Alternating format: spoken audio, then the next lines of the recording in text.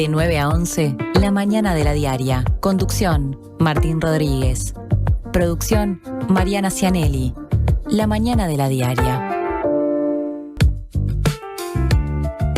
Buen día, ¿cómo les va? Bajadita de la semana, programa en jueves. Eso implica falta menos para el momento en el que por lo menos este programa descansa y estamos abriendo otra vez entonces La Mañana de la Diaria en una ciudad de Montevideo que ustedes ven ahí a mi espalda, digamos, a mi izquierda más bien, se va oscureciendo. No hace tanto rato había otra luz, por más que era todavía muy temprano y ya a esta altura del año amanece bastante después de las 6 de la mañana. Y sin embargo ahora, cuando estamos pasando por poquito las 9 de la mañana, esa oscuridad, si mirás hacia tu derecha, Mari, vas a ver que hacia el oeste de Montevideo está negra la cosa. Está negro, está nublado. Bueno, se prevén lluvias para el día de hoy y que baje la temperatura. Sí, vos estás con Sí. la web de Inumet a disposición. Yo no hice, todavía no cumplí con esa parte del ritual.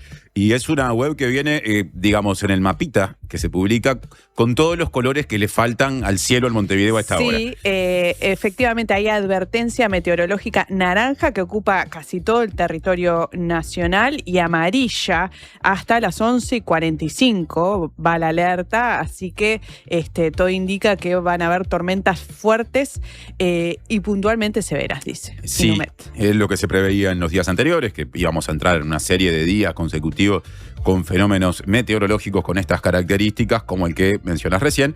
Durante la mañana iremos haciendo las actualizaciones que normalmente hacemos, por ejemplo, promediando el programa, y les recordamos que a partir de esta jornada, ¿no? Si no le erro, ya rige ese mecanismo de evacuación obligatoria que el gobierno había dispuesto ya el año pasado y que se inaugura hoy o comienza a regir hoy, lo que permite que se pueda evacuar incluso contra su voluntad a personas que estén en situación de calle, si se considera que sus vidas están en riesgo por las bajas temperaturas, y ese mecanismo se va a mantener seguramente hasta algo después del final del invierno. Sí, todavía no hay fecha de finalización. Sí, el año pasado se usó ese criterio cuando por allá por la primavera empezó a ascender la temperatura y quedaron de lado los días más fríos.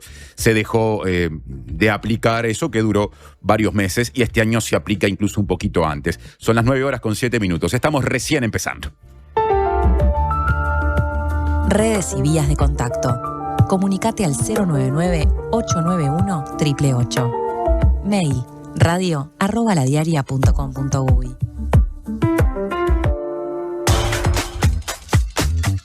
9:07, La Diaria, jueves 7 de mayo de 2026. Yo voy a hablarles de lo que veo en la portada. Aparece una foto tomada anoche en la Universidad de la República, más precisamente en el Paraninfo. Se lo ve al dirigente frente amplista Rafael Michelini en una mesa en la que hay muchas más personas. Por ejemplo, está Marcelo Abdala, el presidente del PIT-CNT, Héctor Cancela, el rector de la UDELAR, Gabriela Verde, que es la subsecretaria de Educación y Cultura, y también el politólogo e historiador Gerardo Caetano. Y dice el titular de La Diaria: a pocos días de cumplirse 50 años de su asesinato, se realizó un homenaje a Selmar Michelini. Rafael, senador suplente, uno de sus hijos, afirmó que la orden para que los militares informen dónde están los desaparecidos debe ser conceptual y tiene que haber algunos castrenses circunstanciados con los derechos humanos. Orsi dijo que se analizará la idea. Sí, a ver, por supuesto que se habló mucho de la figura de Selmar Michelini en la actividad de anoche, y de hecho La Diaria tiene mucho contenido al respecto. Dicho sea de paso, horas antes, en el Parlamento, más puntualmente en la Cámara de Representantes, hubo un homenaje a Selmar Michelini y a Héctor Gutiérrez Ruiz, ¿no? Quienes eran parlamentarios durante el último periodo previo al comienzo del golpe de Estado, el que quedó en términos constitucionales trunco, ya sin discusión desde el 27 de junio del 73, y quienes fueron asesinados 3 años después, digamos, el 20 de mayo del 76 en Buenos Aires. Así que son horas, suele pasar en mayo, de muchos recuerdos y de homenajes. En este caso a Michelini se dan estos dos, y en ese marco se habló de algo que en un ratito vamos a tener, va a ser uno de los temas salientes en la primera entrevista del día, porque precisamente porque estamos en mayo y porque hace poco Madres y Familiares visitó al presidente de la República, Yamandu Orsi, y mantuvo una reunión, vamos a estar recibiendo a Ignacio Randonea, que es integrante de Madres y Familiares, y de los varios temas que vamos a abordar, uno va a ser el de esa orden que Madres y Familiares reclama le dé el presidente de la República a las Fuerzas Armadas para que proporcionen información sobre el paradero de las personas que siguen desaparecidas por motivos políticos. Y en ese sentido, es un dato más esto que dijo Rafael Michelini anoche de cómo podría llegar a darse esa orden para que sea efectiva, que a priori generó una reacción positiva del presidente de la República, que estaba en el auditorio, estaba en el Paraninfo escuchando. Sí, el presidente Yamandu Orsi agregó que si es con una orden, será con una orden y que se encuentra analizando el planteo. Esto se suma a, otras declaraciones del presidente vinculadas a la reunión que tuvo con madres y familiares de detenidos desaparecidos, donde se le planteó nuevamente que haga la orden y según les transmitió a los integrantes, lo iba a estar estudiando. Claro, en esa reunión dijo quien hoy será nuestro entrevistado, Ignacio Randonea. Al finalizar la reunión, que fue el lunes, Orsi recibió el planteo, que no es un planteo nuevo, no se negó, se mostró abierto a analizarlo, pero tampoco se comprometió a ir por el camino de dar esa orden de la que tanto se habla. Dejamos este tema de lado, cambiamos de asunto, pero seguimos hablando del presidente, porque habló Orsi de aquello con respecto a lo cual más se lo cuestiona, incluso desde sectores oficialistas, a partir del fin de semana. Su visita al portaaviones estadounidense USS Nimitz, y dijo que él no hace política exterior representando a una fuerza política al momento de justificar por qué fue. Orsi habló durante el homenaje a Selmar Michelini y dijo que estuvo analizando si aceptar o no la invitación al portaaviones y que tomó una decisión en función de lo que le convenía a la República Oriental del Uruguay. En esa línea agregó que esto es una cuestión donde por un lado está el precio de la libertad y de la responsabilidad que tiene un jefe de Estado. Y ahí es que entregó la frase que de algún modo toma la diaria en el titular. Soy presidente del Uruguay, no estoy aquí, no hago política exterior representando a una fuerza política. Esto es algo que se lo hemos escuchado a muchos presidentes de la República, particularmente a presidentes del Frente Amplio, porque por la lógica política, por la forma de funcionar que tiene el Frente Amplio en tanto coalición y movimiento, muchas veces con frecuencia entra en tensión la cuestión de, qué le compete al gobierno cuando es ejercido por alguien frente amplista y qué le compete a la fuerza política, qué márgenes de actuación tiene un gobernante o una gobernante que fueron elegidos a través de listas del Frente Amplio en un cargo ejecutivo para tomar decisiones más allá de las definiciones de la fuerza política y de su orgánica, ¿no? Esto se discutió desde el 15 de febrero de 1990, cuando Tabaré Vázquez, mucho antes de ser presidente, ingresó a la Intendencia de Montevideo. Primera experiencia de gobierno a nivel ejecutivo del Frente Amplio, en aquel momento en el segundo nivel de gobierno, en lo nacional. Y es una discusión que está abierta. Cuando el otro día estuvo aquí el presidente de la Comisión del Frente Amplio, que se encarga de los asuntos internacionales, exteriores, la CARIFA por su sigla, estoy hablando de Fernando Gambera, él hizo esa distinción, aún cuestionando la visita de Orsi al portaaviones, y no faltaron comentarios de personas frente amplistas que dijeron que no compartían eso de que hay que separar lo uno de lo otro. Bueno, volviendo a lo que tenemos de la diaria de hoy, Orsi en sus declaraciones de ayer separó lo uno del otro. Sí, y a su vez también se refirió a las críticas que recibió en estas semanas dentro de sus propias filas, en particular a la del ministro de Trabajo y Seguridad Social, Juan Castillo, y dijo que los ministros son actores políticos también y que no le molesta que opinen. Castillo, me parece que de quienes integran el gabinete, fue quien se animó, digamos, o fue más crítico con el presidente. Yo no escuché otras repercusiones u otros comentarios en esa línea de integrantes del gabinete, por lo menos públicamente. No dudo que haya cuestionamientos capaz que en otros ámbitos, por lo bajo. Pasamos a otro asunto destacado por la diaria en la portada. Condenaron a 9 años y 6 meses de penitenciaría al hombre que efectuó disparos y tiró una granada en el patio de la casa de la fiscal de corte subrogante, Mónica Ferrero, durante el atentado que sufrió Ferrero el 28 de septiembre del año pasado. La justicia condenó por ello a Alberto Oviedo, de 52 años, y según informaron a la diaria fuentes allegadas a la investigación, su identificación fue posible porque se quitó el guante que llevaba para activar la granada y lo dejó allí. También fue condenado, pero a 3 años de penitenciaría, Washington Esteves, un hombre de 50 años, quien consiguió una camioneta para trasladar un tablón que usó Oviedo durante su intrusión, digamos, en el patio de la casa de Ferrero. El vehículo, este vehículo que proporcionó Esteves, fue encontrado horas después del atentado en la esquina de José María Silva y la costanera del arroyo Miguelete, en territorio de Montevideo. y a este segundo involucrado, Esteves, se lo condenó por un delito de asociación para delinquir, receptación e incendio en calidad de autor y también de atentado y estrago en calidad de cómplice. Por la autoría intelectual de este hecho hay 2 personas detenidas. Uno es un joven que fue detenido en el marco de otra causa y se lo vinculó al hecho después de algunas pericias que realizaron a los celulares incautados, y otro fue detenido en enero de este año en Las Piedras, Canelones, donde se le encontraron 2 armas de fuego, cartuchos, estupefacientes, automóviles y efectivo de Chile, Brasil, Paraguay y Argentina, además de documentos falsificados. Vamos a pasar ahora al resumen de lo que tenemos previsto compartir con ustedes en este programa. Como les dije al pasar, pero no está más reiterarlo, en instantes estaremos conversando con un integrante de la Asociación Madres y Familiares de Uruguayos Detenidos Desaparecidos. La idea es que nos acompañe Ignacio de Randonea para hablar de muchas cosas que han ocurrido en las últimas horas, incluso de algunas que van a ocurrir. Obviamente la marcha del silencio. A ver, me gusta decirlo así, las marchas del silencio del 20 de mayo, porque no solo pasa en Montevideo, aunque en Montevideo se dé la más convocante. Esto se replica en distintos lugares, ciudades del país, y pensando en cuestiones que vienen de más atrás, que pasaron. Bueno, hablaremos de la reunión de una delegación de madres y familiares con el presidente de la República y de discusiones abiertas y muy presentes desde hace ya varias semanas. Sí, después también esta semana hubo una decisión de la justicia de aceptar el recurso de amparo presentado por la defensa del científico Gonzalo Moratorio para acceder a un medicamento de alto precio para su tratamiento oncológico. Bueno, la intención es, a partir de este caso, entender un poco más cómo funciona el Fondo Nacional de Recursos, qué tienen que hacer las personas para acceder a los medicamentos, qué implica eso para el fondo. Para eso vamos a estar conversando con Alicia Ferreira, presidenta del Fondo Nacional de Recursos. Claro, la situación de Moratorio no será el centro de la entrevista, sino el disparador, como decía Mariana. Y también, sumándole a las preguntas que Mariana planteaba, otras que van a estar en la entrevista, es interesante también entender, por supuesto, que el estatus que tiene en términos legales el fondo, cómo funciona, en fin, su institucionalidad, pero también cómo se relaciona con este mecanismo de los recursos de amparo que con frecuencia hacen que la justicia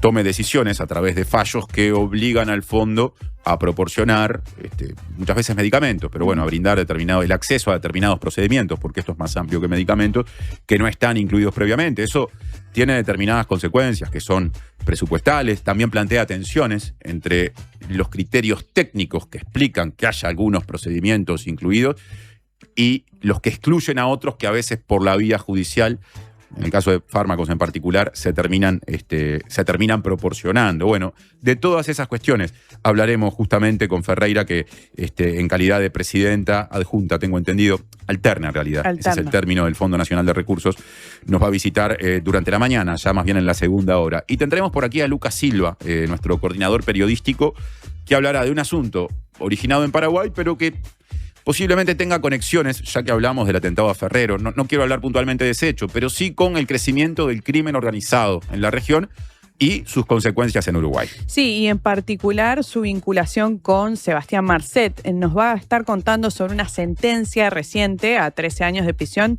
del senador paraguayo Enrico Galeano, perteneciente al oficialista Partido Colorado, y sus implicancias con el grupo liderado por Marcet. Claro, que en Paraguay desarrolló una actividad criminal de la que se ha hablado mucho. Por eso es clave eso que Lucas, que sigue mucho de esos temas, va a estar desarrollando acá. Ya compartimos las vías de comunicación más temprano, antes del cierre de este primer bloque. Me interesa saber qué nos dice la gente, cuáles son los primeros mensajes, Mari. Nos llega un mensaje que en particular está dirigido para el especialista en temas judiciales del equipo. Averigüen si los del atentado a Ferrero van a estar solos en una celda sin contacto con otros presos. Bueno, no, eso a priori no es... en este caso se ha determinado en ese sentido, solo se ha determinado para líderes de bandas criminales el aislamiento, pienso en Fernández Albín, por ejemplo, pero no para este tipo de casos. Sí, mientras respondés pienso en esa iniciativa que conocimos el día que Orsi fue a la Asamblea General, ¿no? Dio su discurso de balance y rendición de cuentas y proyección de actividades o de futuras políticas cuando se cumplía el primer aniversario del gobierno, fue el 2 de marzo en realidad. y habló de la construcción de, no me acuerdo si 1 o 2 establecimientos con condiciones especiales para criminales de alta peligrosidad. Pero claro, ahí hay que ver qué se entiende por criminal de alta peligrosidad. Si alguien que efectivamente lidera una banda, lo cual implica un gran poder de fuego, de dinero, de influencia, poder para corromper también, o a un brazo ejecutante. Claro. Estas dos personas me parece que se asimilan más a lo segundo, pero bueno, capaz que eso es discutible y se considera que en algún caso como esto se puede optar también por un confinamiento más duro, ¿no? Sí, habrá que ver. Bueno, ¿te parece si preparamos la mesa para la próxima entrevista? Ya mismo, pausa.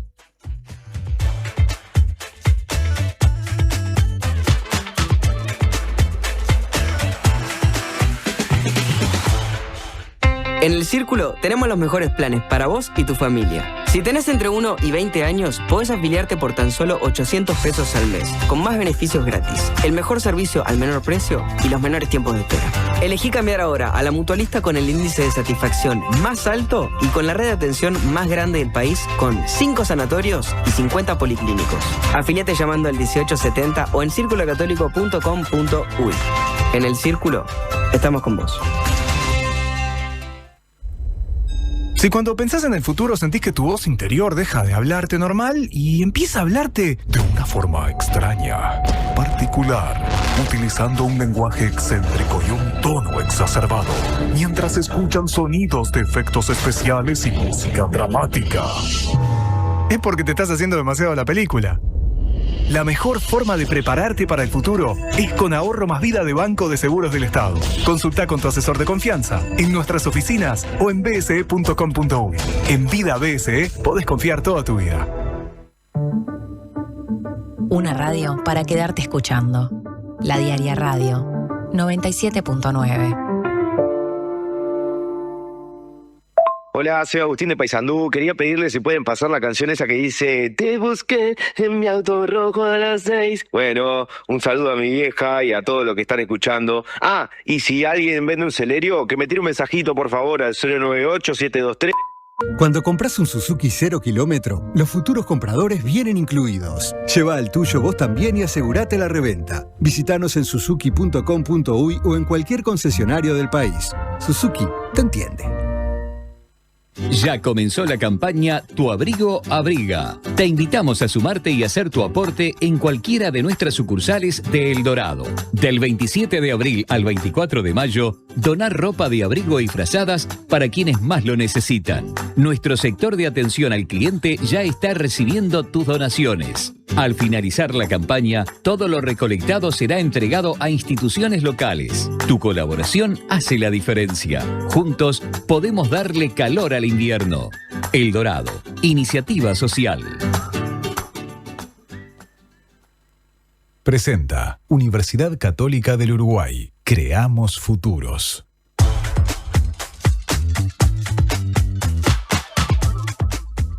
9:22 de la mañana de la diaria. En cuestión de 10 minutos estará por acá Ignacio Randonea, integrante de Madres y Familiares de Uruguayos Detenidos Desaparecidos, para ser el protagonista de la primera entrevista del día, de un día que ahora nos va a permitir profundizar en contenidos publicados por la diaria en esta jornada de jueves. Uno importante, asociado a Montevideo, no sé si decir paz sindical, pero capaz que algo así, porque atención, la Asamblea de ADEON Montevideo aprobó la propuesta de convenio colectivo negociada con la Intendencia. La vigencia del convenio coincide con el periodo de gobierno, por lo que se extiende hasta 2030 y el acuerdo incluye un aumento del salario real y en total consta de 14 puntos, siendo algunos de los más importantes los relacionados con las presupuestaciones, la atención a la salud mental y el ingreso del personal que la Intendencia se comprometió a cumplir hasta el final de esta administración. Otro punto que integra el acuerdo es que la Intendencia de Montevideo se compromete a mejorar la efectividad de los procesos de reinserción y reconversión laboral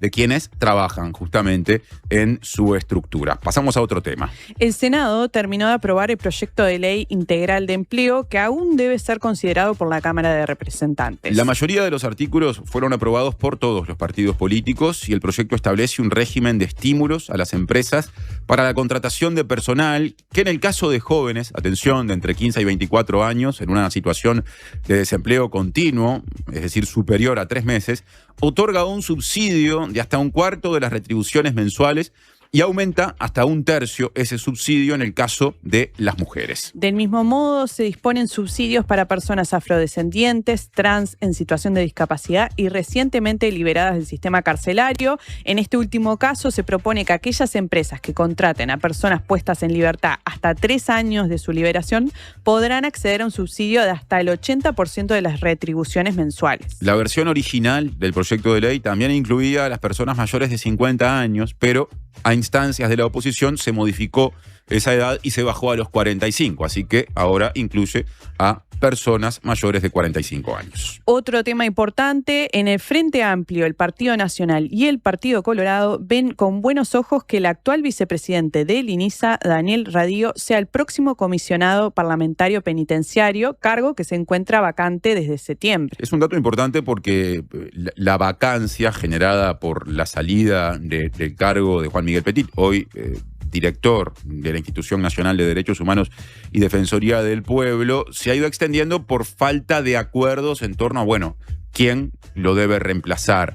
Y en este proceso aparece un nombre, el de Radío, que da la impresión de que genera consensos o por lo menos tiene respaldos amplios. A saber, fuentes tanto del Frente Amplio como del Partido Nacional, de las bancadas de ambos partidos en el Senado, detallaron que el nombre de Radío consigue amplios consensos, o dijeron, mejor dicho, que el nombre de Radío consigue amplios consensos en ambas bancadas. Y claro, ¿qué pasa con el Partido Colorado, que es el otro partido con presencia en el Senado? Bueno, ahí no hubo de momento una evaluación en conjunto por parte de la bancada, pero hay referentes de los sectores mayoritarios, en esto hay que entender, me parece, Unir para Crecer, ¿no? Que lo tiene como referente Andrés Ojeda, senador y secretario general partidario, y Vamos Uruguay, que lo tiene como referente al senador Pedro Bordaberry. Entonces, hay referentes de los sectores mayoritarios que le dijeron a La Diaria que se ve con buenos ojos el planteo de ir a por Radío. Las dudas que existen en este caso surgen en relación con el proceso que se debe seguir en este nuevo escenario político. Desde el oficialismo recordaron que todavía de alguna manera sigue el procedimiento iniciado anteriormente, en el que se presentaron 16 postulaciones que no lograron consenso. Entonces, bueno, ¿qué pasa ahora con el manejo de este nombre de Radío? En concreto, sostuvieron que no se puede manejar por el momento oficialmente. Claro.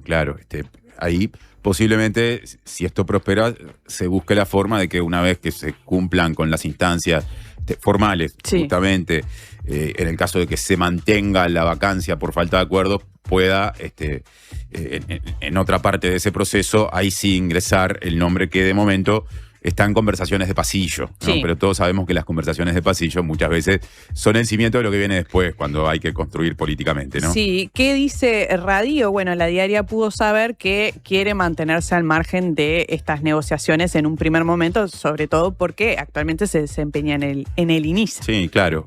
Vicepresidente asumió poco después o algo después del comienzo de la gestión, cuando se fue quien ocupó ese cargo antes, y eso hace que el INISA tenga una conformación en términos políticos peculiar, porque si uno toma el directorio compuesto por 3 personas y analiza a qué partido pertenece cada una de esas personas, hay 2 que pertenecen a partidos de la oposición, Radío, que es del Partido Independiente, y Facchinetti, que es del Partido Colorado, y solo una persona pertenece al Frente Amplio, que es el presidente del INISA, Saavedra. Sin embargo, hay una gran sintonía, por lo menos entre Radío y Saavedra, creo que también con el integrante del Partido Colorado. Entonces eso no ha sido un problema hasta el momento. Claro, en caso de que prospere esta idea de que Radío sea comisionado parlamentario penitenciario, habrá que salir a buscar un nuevo integrante para el directorio del INISA. Y que coincida o de alguna manera apoya a Saavedra en su gestión. Sí, no menor ese dato. Sí.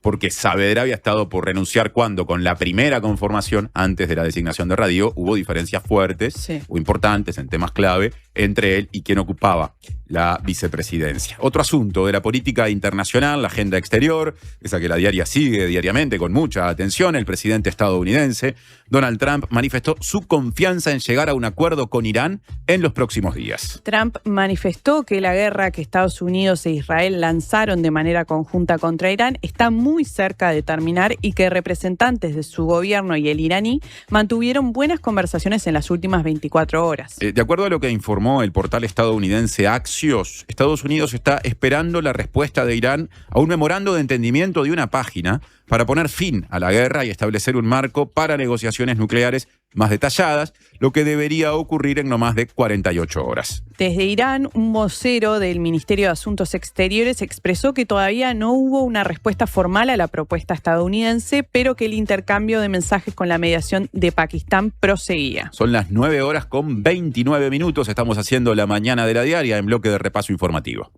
De 9 a 11, la mañana de la diaria. Hay 16 grados con 8 décimas en Montevideo, es la temperatura a esta hora y va a seguir subiendo la temperatura. Hay margen para que suba, según dice el pronóstico. Sí, va a llegar a 21 grados. Bueno, el cielo lo pueden ver quienes están viendo el streaming, está cubierto y todo indica que hacia la tarde va a seguir cubierto y van a haber lluvias y precipitaciones. Se hizo la noche realmente en Montevideo. Lo principal del pronóstico fue lo que dijo Mariana. Seguimos compartiendo este bloque del medio, podríamos decir. La mañana de la diaria. La gente nos puede escribir, como siempre, Mari. Sí, nos llegan algunos mensajes que nos dan para adelante, así que voy a proseguir con leerlos. Excelente programa, un lujo esta radio. Hola, buen día, acá escuchando. De mañana ya estamos ahí acompañando en estos inicios del día. Quienes inician el día a partir de las 9, hay quienes se levantan más temprano y quizás estaban escuchando Panorama Informativo, pero bueno, es un gusto estar de este otro lado. Hay un mensaje que llegó recientemente con respecto a la última noticia que compartimos con la audiencia en el primer bloque, la vinculada a las condenas de dos autores materiales, digamos, del atentado contra la fiscal de corte subrogante Mónica Ferrero, que ocurrió el 28 de septiembre del año pasado. Bueno, cuando vos planteaste la duda acerca de en qué condiciones deben estar recluidas esas personas, porque eso lo planteaba alguien desde la audiencia. Bueno, hay alguien que dice que esas personas en una cárcel en la que puedan tener vínculo directo con otros presos, sin ese confinamiento, sin esas condiciones de confinamiento más duras, podrían terminar siendo docentes universitarios en materia delictiva y por eso defiende justamente ese encare de aislamiento, de separación. Sí, y bueno, pasando a lo que va a ser la jornada del día de hoy, en minutos va a estar llegando Ignacio Randonea, integrante de Madres y Familiares, que vamos a tener un montón para conversar con él, entre otros temas. Sí, pausa y ya venimos con eso. Presentó Universidad Católica del Uruguay. Creamos futuros. ¿Qué es mejor? ¿La hamburguesa o el choripán? ¿La Rambla o el parque? Nosotros no sabemos. Lo que sí sabemos es que para cobrar tu sueldo, mejor en tu banco. Es mejor porque abrís tu cuenta 100% online y porque tenés la nueva tarjeta internacional Brow Recompensa Mastercard Débito. También es mejor porque tenés adelanto de sueldo sin intereses. Y es mejor porque tenés la seguridad y confianza de siempre en el banco de siempre. Abrí tu cuenta sueldo a través de eBrow. Te lo repito, tu sueldo mejor en tu banco. Banco República, nuestro banco país. Infórmese sobre la garantía de depósitos en su institución de intermediación financiera o en www.copap.org.uy o vía infocopap@copap.org.uy. La salud visual es un derecho. En Óptica Guzmán te ofrecemos precios populares y productos de calidad. Tenemos descuentos para afiliados a todos los sindicatos. Seguinos en Guzmán Óptica. Visítanos en Colonia 1457 bis, casi Barrio Zamorín, en la parada del ómnibus. Óptica Guzmán. Vení a ver. ¿Sabías que en Uruguay hay más de 500 especies de aves? Podés encontrarlas todas en la Guía de Aves del Uruguay de Gabriel Rocha, un libro que incluye fotografías y códigos QR con videos y cantos de cada especie para conocerlas en profundidad. Pedí Aves del Uruguay en todas las librerías. Ediciones de la Banda Oriental. Territorio de libros. Estás escuchando una radio que te pertenece. La Diaria Radio 97.9.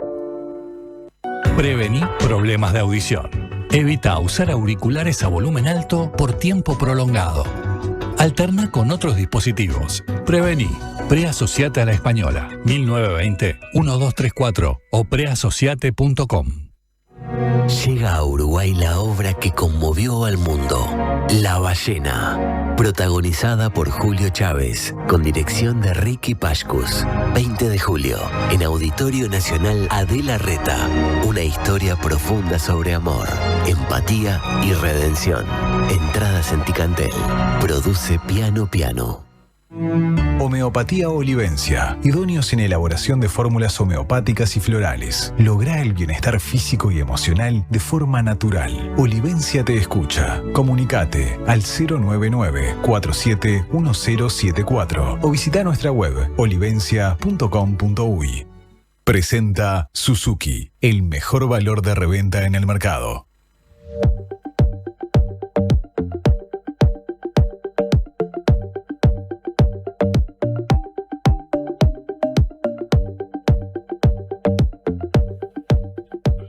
Nueve 9:34 de la mañana de la diaria. Hablamos bastante en el bloque inicial de este programa acerca del vínculo de mayo con la memoria en un sentido amplio, porque faltan pocos días, estamos a 7 de mayo, faltan 13 días para una nueva jornada, como me gusta decir a mí, de marchas del silencio, porque hay una central y más grande en Montevideo, pero eso se replica en todo el país. Y entonces la agenda de madres y familiares, la Asociación de Madres y Familiares de Uruguayos Detenidos Desaparecidos, es muy intensa este mes, lo es todo el año, pero particularmente este mes, que es mes de preparación de esas movilizaciones, que renuevan el reclamo, pero que también ha sido de reunión, nada menos que con el presidente de la República.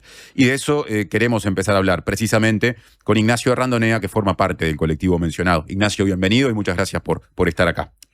Buenos días y gracias por la invitación. Hay muchas cosas, como yo decía recién, para abordar, pero yo siento que cuando el contexto lo permite, hay notas que son más rápidas o que, en las que se dispone de menos tiempo, hay otras un poco más extensas.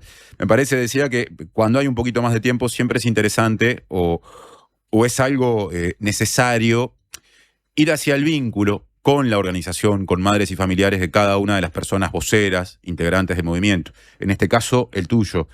Vos sos hermano de una persona que permanece desaparecida hasta el día de hoy. Exactamente. Mi hermano desapareció en septiembre del 76 en Buenos Aires y supuestamente, digamos, por lo que sabemos, fue trasladado acá a Uruguay en octubre, en lo que se llamó el segundo vuelo. ¿Qué edad tenías en aquel momento? En aquel momento yo tenía 22 años.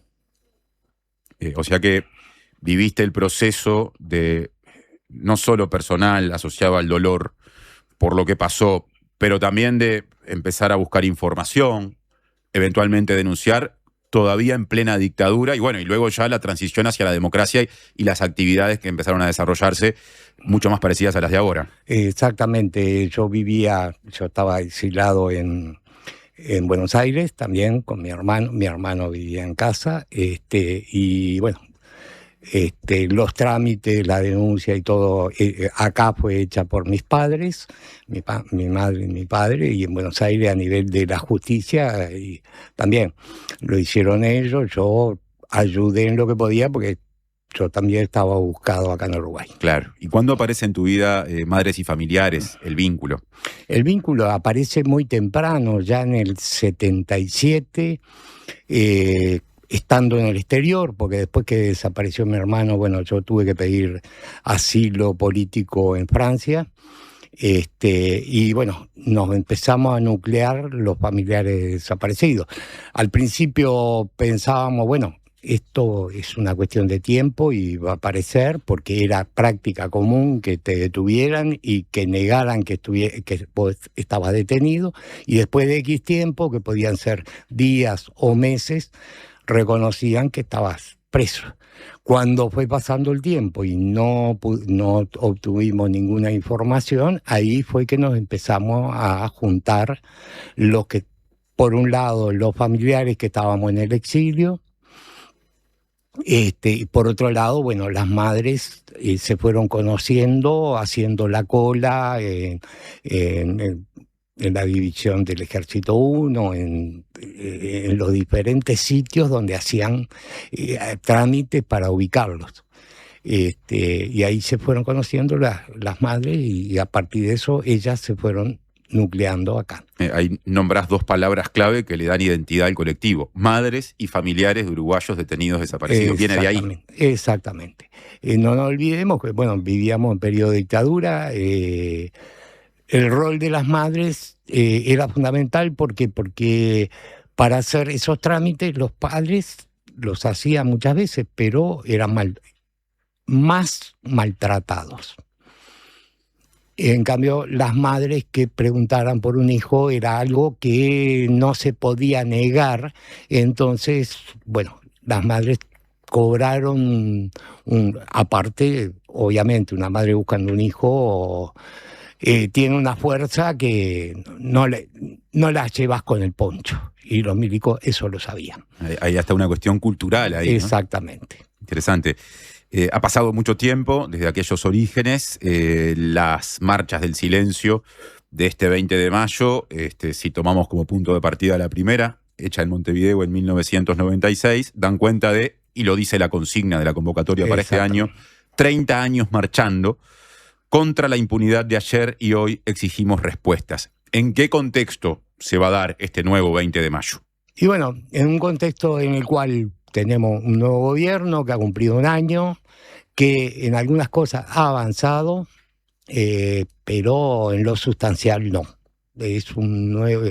Por ahora estamos viviendo una nueva decepción frente a las promesas hechas y que no se concretan, ¿no?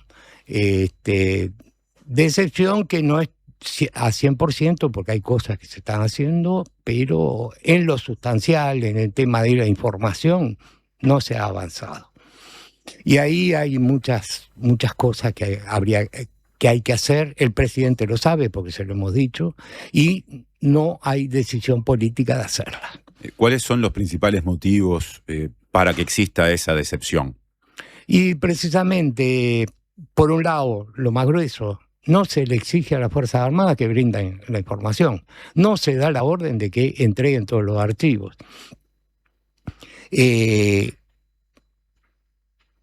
Pasa el tiempo y no hay decisiones que simplemente son decisiones políticas. O sea, convenio con la universidad, la Secretaría de Derechos Humanos para el pasado reciente, está todavía en el Tribunal de Cuentas. O sea, todavía no se ha firmado porque falta siempre algún trámite. O sea, las trabas burocráticas siguen existiendo cuando con decisión política se avanza rápidamente. Y bueno, tenemos el caso que no se lo atribuyo al gobierno, es responsabilidad del nuevo gobierno, sí, pero que a un prófugo requerido por la justicia, requerido por Interpol, un consulado en febrero de 2026 le entregue una fe de vida sin comunicar a Interpol es más que grave. Ahí estás hablando del caso del ex integrante, es aviador retirado, militar retirado de la Fuerza Aérea Uruguaya, Roberto Freddy Amorín Maciel. Ese caso al que definís como gravísimo lo vamos a abordar en un ratito. Sí. Quiero tocar un par de aspectos de los que enumeraste cuando te pregunté por esta decepción, que decías no es total con respecto a lo hecho por el gobierno, pero es una decepción importante. Antes de pasar al reclamo de la orden a las Fuerzas Armadas para que proporcionen información, que es capaz que el reclamo central, me interesa conocer algo más de ese convenio que decís todavía no ha terminado las etapas de aprobación y que está sujeto a evaluaciones del Tribunal de Cuentas entre la Universidad de la República y la Secretaría de Derechos Humanos para el pasado reciente, que depende de la Presidencia de la República. ¿A qué apunta el convenio? El convenio apunta a dos cosas fundamentales. Primero, vos para entrar en un archivo necesitas gente que sepa leerlo. Por otro lado, necesitas gente que lo digitalice. Un archivo papel o el archivo que sea. Hay que digitalizarlo y tenés dos formas de avanzar. Una es contratar a un montón de gente o en convenio con la universidad, porque a la universidad es un tema que le interesa. O sea que la universidad investiga dentro de los archivos y proporciona la información. La procesa. Entonces, por eso que se hacen los convenios, para poder avanzar. La Secretaría de Derechos Humanos para el pasado reciente no tiene personal suficiente para abarcar, por ejemplo, está a disposición, hay unos archivos en el Ministerio de Defensa que están para ser digitalizados. No se puede entrar porque no hay personal. O sea, el que no haya personal es una decisión política. Y bueno, ha pasado un año. O sea, el tiempo vuela. Nosotros, este año, yo lo decía al principio, se van a cumplir 50 años de la desaparición de mi hermano. Se cumplen 50 años del asesinato en Buenos Aires de Gutiérrez Ruiz, Michelini, Guaylot y Barredo, y la desaparición de Liberov. O sea, un año dentro de los 50 años es poco, pero es muchísimo.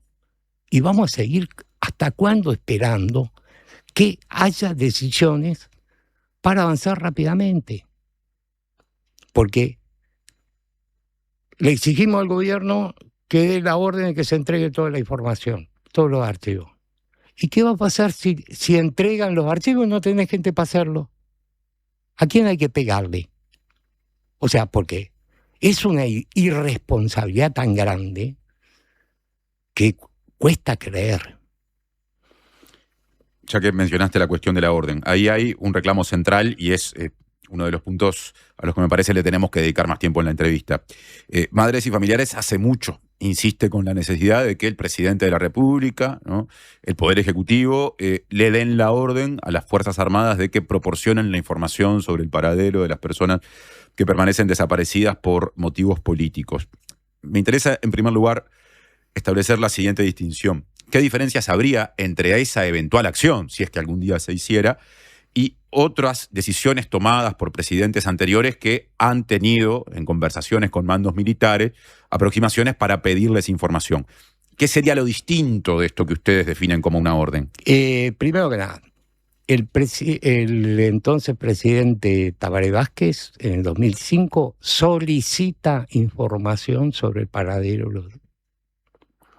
En ese informe, en el preámbulo, se dice que consultaron a actores, o sea, militares retirados, y archivos del CID y de OCOA. O sea, no lo inventamos nosotros, lo dice el entonces comandante en jefe, Bertolotti, en el informe. Quiere decir que esos archivos existen. Ahí hubieron verdades a medias, pero hubieron verdades. Entonces, si hay archivos, deben ser entregados para que los investigadores de la Institución Nacional de Derechos Humanos saquen conclusiones. Porque lo del 14, por ejemplo, de que había enterramiento en el 14, dijeron que los desenterraron y que los cremaron. En el Batallón 14. En el Batallón 14. Pero resulta que ahí hemos encontrado, o sea, dijeron una verdad a medias. Entonces, ¿cuántas verdades más a medias? Y no sabemos si en esos archivos contienen la otra mitad que falta. Ahora, esos archivos, lo dijo el propio comandante Bertolotti en su momento, existen. Bueno, ¿y por qué no tenemos derecho como sociedad? Ya no solo por el paradero de nuestros familiares, sino como sociedad, toda la sociedad no tiene derecho a conocerlo.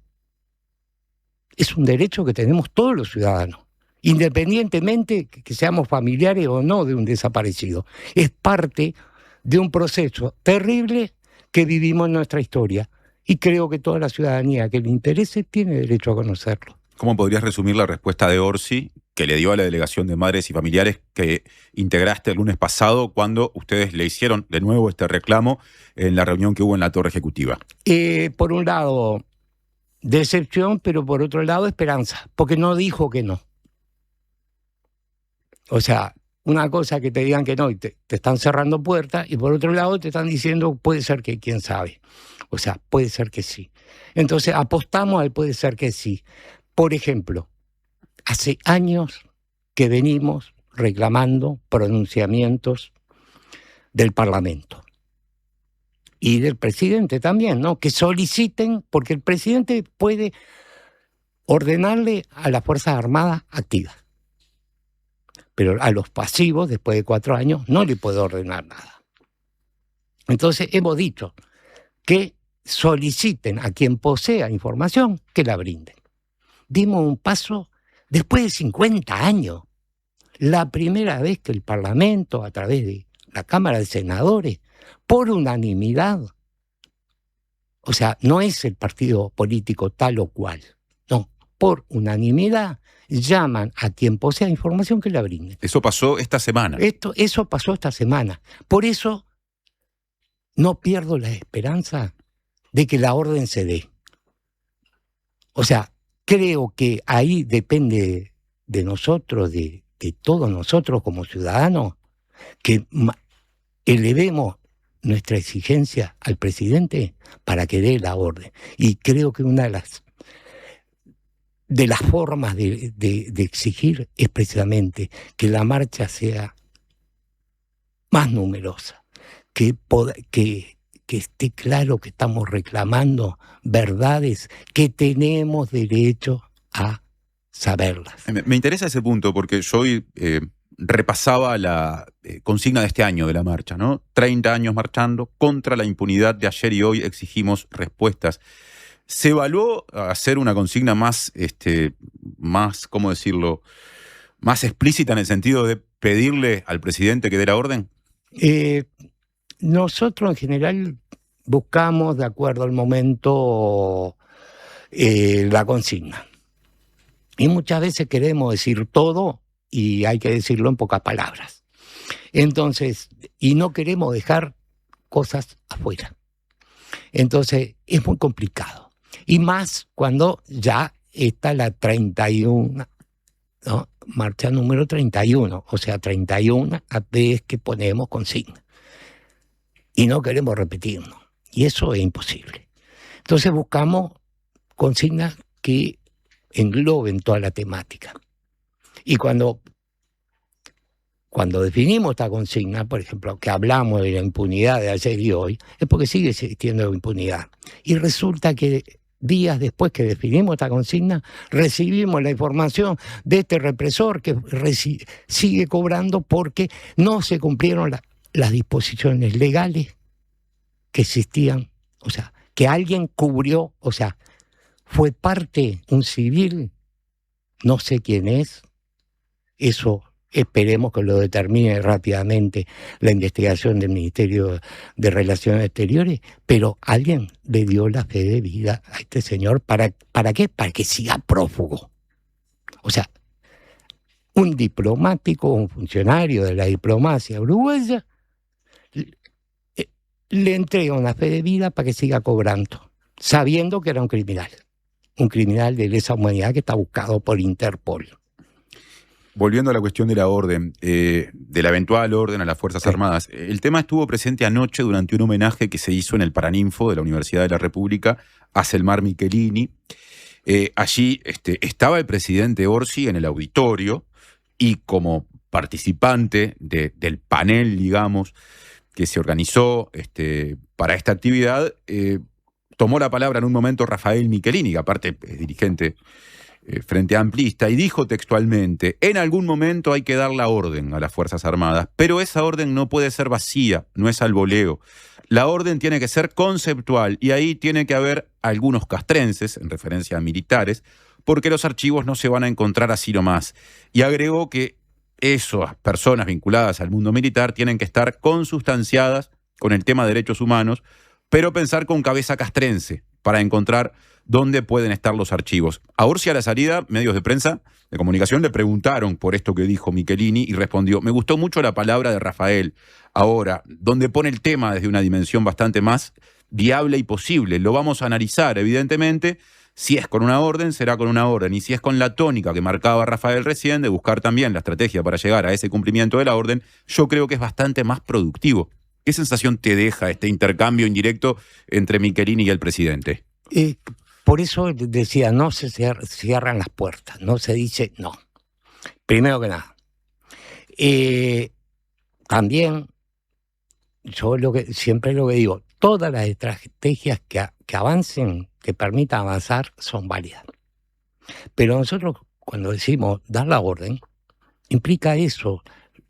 Pero no solo buscar un militar que pueda ser afín a proporcionar la información. El ministerio tiene funcionarios y puede nombrar funcionarios y que se dediquen a investigar el tema. Sabemos que la institución militar miente, ¿está? Eso ya lo probamos, ya está probado. Entonces, decirle al comandante, señor, ¿usted posee información? No, ya está, ya dijeron que no la tienen. Por eso hemos exigido la orden, porque pidiéndosela sabemos que mienten. Sabemos que dicen, no lo tengo, no tengo. Y si vos no investigás, te quedás con la respuesta. Hay que investigar. Sí, ojalá, porque es muy fácil decir, me parece válido, pero digo, yo no me voy a sentar de brazos cruzados a esperar que aparezca un militar piola que me entregue ¿no? O sea, si lo tenés, te aplaudo. Da la impresión de que Michelini apuntaba a eso, ¿no? Sí, bueno, y reconozco que en determinado momento es válido. Azucena Berruti, cuando era ministra, obtuvo la información por militares de que en la escuela de inteligencia había archivos. Fue y lo requisó. O sea, yo no descarto, pero digo, hay que abrir el abanico y aceptar de que el mundo no empieza cuando yo me siento en el sillón. O sea, que hay experiencias anteriores, que la información yo siempre apuesto al diálogo. Ahora, cuando te mienten reiteradas veces, bueno, anda por otro camino. Ahora, obviamente, al presidente hace un año que está, le han mentido poco. Entonces, sigue apostando al diálogo. Pero si agarra la historia,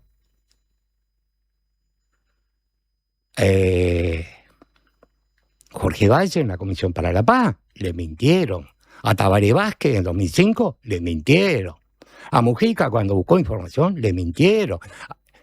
O sea, la mentira ha sido constante. Entonces, si agarras la historia hasta acá, no es válido decir voy a transitar un tiempo de diálogo. ¿Por qué? Porque ya se transitó. Nosotros se lo decíamos, se lo he dicho varias veces, en varias entrevistas, por si ya me corta y lo recita de memoria, ¿no? La Fuerza Aérea, en 2017, dice, tengo archivo en el Museo Histórico. Si quieren, revísenlo. Es más, si me lo clasifican y me lo ordenan, se los agradezco. Se entró ahí, se revisó, no se encontró nada. Se encontraron papeles, documentaciones de los motores de los aviones, todo un montón de cosas. Pero de esto, nada. 2 años después, recibimos la información de que había libros de vuelo ahí. La institución hace la denuncia, la Institución Nacional de Derechos Humanos, que ya estaba a cargo de la búsqueda, hace la denuncia judicial, entran y encuentran en una bolsa de nylon libros de vuelo que antes no estaban. De traslados de personas. No, libros de vuelo de escuadrón, de un escuadrón, que o casualidad coinciden las fechas y los destinos con aeropuertos que estaban cerca de centros clandestinos de detención en Argentina en las fechas que había desaparecidos en esos centros uruguayos, en esos centros de reclusión. Y en las tripulaciones, digamos, aparecían militares con respecto a los cuales ya había elementos sobrados para determinar responsabilidades, ¿o eso permitió señalar de un modo novedoso a alguien? Señalar que el vínculo, o sea, directo de los militares uruguayos con los centros clandestinos existía. No se pudo avanzar más, pero a lo que voy, que esos libros de vuelo, cuando el comandante en jefe te dice, entren, revisen, no estaban ahí. Después los volvieron a llevar. Entonces, cuando te mintieron una vez, decir, voy a intentar, de vuelta, no seas malo. Si yo sé que mienten. La historia, o sea, toda la vida, los informes de 2005, que el ejército habló solamente de detenidos, desaparecidos acá en Uruguay, no habló de los traslados. Y resulta que la Fuerza Aérea habla de que sí, que trajeron de Argentina para acá, dijeron que los cremaron y los tiraron al mar, o después que esparcieron la ceniza. ¿Para qué? Para decir, no vale la pena buscar. Sin embargo, seguimos buscando y encontramos. Se hallaron en el 13 y en el 14. Entonces, la mentira ya está incorporada. Entonces, un presidente que asume y desconoce que son mentirosos, no, está malo. Quiero pasar a la cuestión del aviador, ya que recién mencionamos a la Fuerza Aérea, un tema que planteaste de arranque y que yo reservé para el final de la nota, y que ha tenido en las últimas horas novedades. Por ejemplo, el ministro de Relaciones Exteriores, Mario Lubetkin, ordenó recientemente, en las últimas horas, abrir una investigación en torno a la entrega de, lo que decías, una fe de vida en el consulado uruguayo en Miami, Estados Unidos, en su momento al aviador retirado de la Fuerza Aérea, Roberto Freddy Amorín Maciel, investigado en la causa sobre la desaparición de José Arpino Vega y también por torturas en la base aérea de Boiso Lanza. La decisión esta que tomó Lubetkin se da después del planteo que le hizo Madres y Familiares justamente a Orsi el lunes pasado. ¿Qué opinión tenés con respecto a esta reacción? Y ya que estamos, ¿en esa reunión plantearon algún cambio normativo para impedir que estas cosas, esta entrega de fe de vida a personas que están prófugas o investigadas, se repitan a futuro? Bueno, lo primero, le planteamos a Yamandu Orsi el caso, o sea, Yamandu Orsi recibió la semana anterior, o sea, el jueves, porque el viernes era primero, el jueves. Nosotros lo recibimos el miércoles. Esto. Al otro día fuimos a la Secretaría de Derechos Humanos para el pasado reciente y le dijimos, tenemos esto va a estar en la reunión. Por favor, acercáselo al presidente. Lo llegó a la Secretaría del presidente. O sea, el presidente, supuestamente, para nosotros por lo menos, ¿no? Lo recibió antes de la reunión. O sea, ustedes se lo entregaron a Alejandra Casablanca, sí, que es la titular de la Secretaría. Para que se lo hiciera llegar al presidente. ¿Por qué? Porque entendíamos que no era sano en la medida que sacar un tema de esto, que es explosivo, así, por sorpresa. El presidente, bueno, se comprometió a comunicarse con el ministro y que hubiera una investigación. Nos parece sano. Pues yo no puedo decir quién expidió. Hay un sello del consulado. Alguien expidió el certificado. Bueno, ¿quién tiene que investigar? Cancillería. ¿Y quién cometió la falta? Vamos a llamarle la falta. La justicia después dirá si es delito o no. Pero como mínimo la falta alguien la cometió. Porque había una orden de Cancillería de noviembre de 2024, o sea, del periodo pasado, que decía, si este señor se presenta en cualquier dependencia diplomática, comunicarlo inmediatamente a Interpol. Y eso no ocurrió. Y eso no ocurrió. Alguien, en algún lado está la falla. Entonces, que se debe investigar y sancionar, porque esto es complicidad. Esto es complicidad con la impunidad, con un delincuente de lesa humanidad. Esto es complicidad. Con respecto a lo otro, hemos reclamado que a los militares retirados que están prófugos, se les retenga. Nos dicen que tienen que sacar una ley. Hace un año que lo dicen. ¿Todavía no está el proyecto redactado? ¿No tuvieron tiempo? Cuando, vamos a entendernos. O sea, le estamos financiando para que se mantengan prófugos. Y lo pagamos nosotros, Juan Pueblo. No es malo. Y no hay, porque lo decía hoy, la ministra de Defensa lo anunció en mayo del año pasado, que iban a tomar medidas. El presidente estaba presente, aplaudió, y no han hecho nada. No es malo.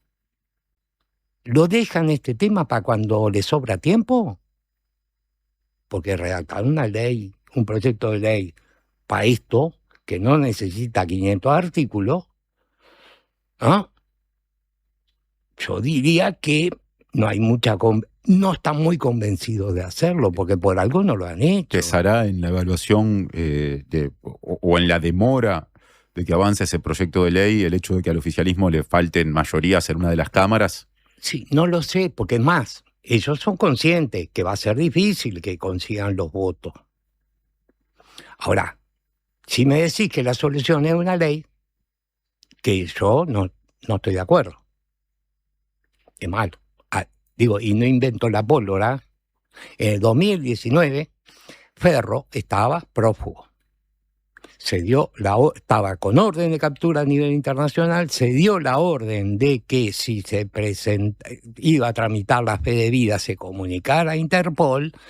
Ferro no concurrió a tramitar la fe de vida porque sabía que lo iban a detener, perdió la jubilación y como no podía cobrar la jubilación, negoció para presentarse. ¿Por qué? Porque si no cobraba la jubilación, no tenía cómo subsistir, porque, vamos a entendernos, la jubilación de un militar retirado con rango no son 8.000 pesos. ¿Ah? Son buenas jubilaciones que les permiten vivir cómodamente en el extranjero. Entonces, Juan Pueblo les paga a estos señores por la inacción del gobierno. Y eso me parece que es grave. Por eso el tema de la impunidad, la de ayer, pero hoy seguimos con esa impunidad en este tema, ni que hablar en otros, ¿no? Uh-huh. Pero en este tema todavía seguimos. ¿Por qué? Porque la voluntad política no se expresa en los hechos. Han habido muchas promesas, por algo el año pasado pusimos sepan cumplir, prometieron mucho, pero hasta el día de hoy esas promesas están todavía en promesas. Ignacio Randonea, integrante de Madres y Familiares de Uruguayos Detenidos Desaparecidos, muchas gracias por la visita a la mañana de la diaria. No, muchas gracias a ustedes y bueno, los esperamos todos el 20 de mayo para darnos ese abrazo fraterno y reclamando por verdad y por justicia. Hasta la próxima. Hasta la próxima. Hacemos una breve pausa y cambiamos de asunto, porque vamos a recibir, pausa mediante justamente, a la presidenta alterna del Fondo Nacional de Recursos. Nos interesa, en un contexto determinado que se ha planteado en los últimos días, entender cómo funciona el fondo, qué cubre, qué no, cómo impactan en él las decisiones de la justicia que responden a recursos de amparo, entre muchas otras cosas. Ya venimos con eso. Presentó Suzuki. Tu nuevo auto ya tiene un comprador. Desarrolla las habilidades que estos tiempos exigen y transforma cada desafío en una oportunidad. La Escuela de Posgrados de la UCU te ofrece maestrías en Educación, Salud, Políticas Públicas, Ciencia de Datos y Estudios Organizacionales. Escuela de Posgrados de la Universidad Católica del Uruguay. Un mundo de oportunidades. Se viene el invierno y en Megal queremos hacértelo más liviano. ¿Sabías que en Uruguay se vende una garrafa fabricada en Noruega que pesa la mitad que las comunes? Mejora la vida de quienes tienen que cargar con ella. Es translúcida y se puede ver cuánto gas le queda. Está hecha con un material amigable con el medio ambiente. ¿Qué estás esperando para cambiar tu vieja y pesada garrafa por una garrafa liviana de Megal? Si estás escuchando esta radio, te la cambiamos sin costo. Llama ahora al 19220 y decí la palabra clave, La Diaria Radio. Megal, innovamos con energía. Otoño en la Zabala. En mayo, un nuevo ciclo de teatro en la sala Zabala Muniz del Teatro Solís. Margaritas en el mar, de Rosana Mutarelli. Versión y dirección, Sergio Luján. Cassandra, texto de Sergio Blanco. Dirección de Roxana Blanco. Animales de Dios, dramaturgia de Marianela Morena y Florencia Caballero Bianchi. Reykjavik, de Juan Mayorga. Dirección de Mariana Weinstein. Otoño en la Zabala. Historias con las que construimos pasado y presente. Entradas en venta en Ticantel y boletería del teatro. Redes y vías de contacto. Comunicate al 099-891-888. Mail radio@ladiaria.com.uy. Canarias es una yerba única, como vos, porque la elegís todos los días. No importa si es la original, especial, serena, la que tiene jengibre, la que tiene centella y ahora la suave. Vos elegís la que más te guste. Y ahora cada una tiene un nuevo envase. Porque Canarias es la yerba de mi país. Llegó a Carper la promo que estabas esperando. Llévate hoy mismo tu nuevo Chevrolet Spark EV a solo $22.990 financiando con HSBC. Carper, tu Chevrolet, marca Carper.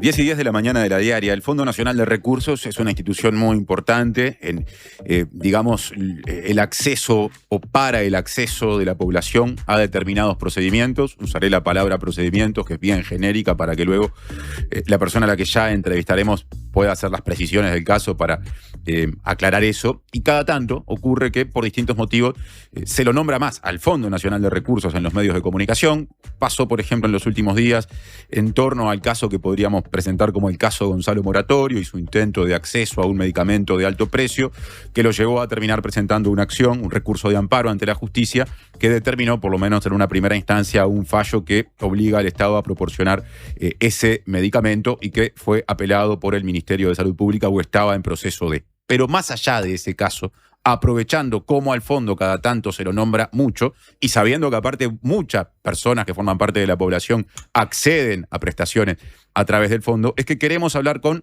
la presidenta alterna del Fondo Nacional de Recursos, que es Alicia Ferreira, que está en este momento en los estudios de La Diaria Radio y a quien le agradecemos por la visita. Buen día, Alicia, muchas gracias por estar.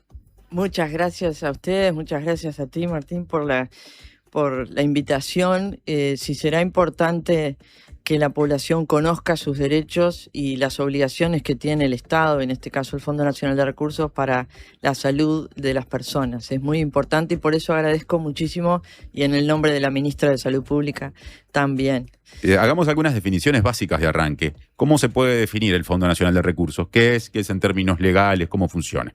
El Fondo Nacional de Recursos es una persona pública no estatal, se llama así. Hay varias de ese tipo en Uruguay, el LATU, el INAVI, hay varias organizaciones que adquirieron esa forma jurídica extraña, porque en realidad son públicas, porque los fondos de los que se financia son públicos. De hecho, actualmente más del 90% son fondos estatales, o sea que vienen de rentas generales, pero tiene una figura que es no estatal. ¿Y eso qué quiere decir? Que se rige por el derecho privado. Es decir, todo, por ejemplo, todas las negociaciones, las compras de medicamentos, los pagos, son del derecho privado y no del derecho estatal. Eso es la primero. Lo otro interesante es que el Fondo Nacional de Recursos se creó en el año 1980. Entonces, se creó, fíjense, en plena dictadura, pero el grupo de médicos que impulsó la creación de los IMAE, que en realidad la ley es ley de los IMAE, y a posteriori Posteriores no, para poder financiar a los IMAE se creó este fondo que se llama, raro también, porque Fondo Nacional de Recursos, la gente muchas veces no entiende, le llama Banco de Recursos, le llama Fondo, es decir, es un nombre que si vos decís así no te das cuenta qué es lo que hace. Los IMAE, que los nombraste recién, ya que estamos, Sí. son los Institutos de Medicina Altamente Especializada.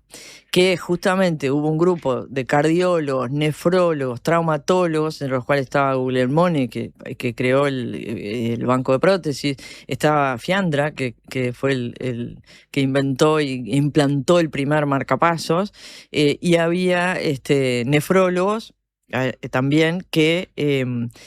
Dante Petruccelli, que lo que hicieron fue plantearle al ministro de Salud de la época, bueno, creemos unos institutos especializados para traer esas innovadoras tecnologías a Uruguay, que eran la diálisis, el trasplante de riñón, la cirugía cardíaca, los marcapasos, las prótesis de cadera, pero como son tan costosos para financiarlos, hagamos una cosa, vamos a tratar de que toda la población de algún modo financie esto como un seguro, ¿no? Para poder entonces brindarle esto a toda la población. Adelante con el vasito de agua, son cosas que pasan en la comunicación en vivo. La yerba por estar tomando mate. Bien.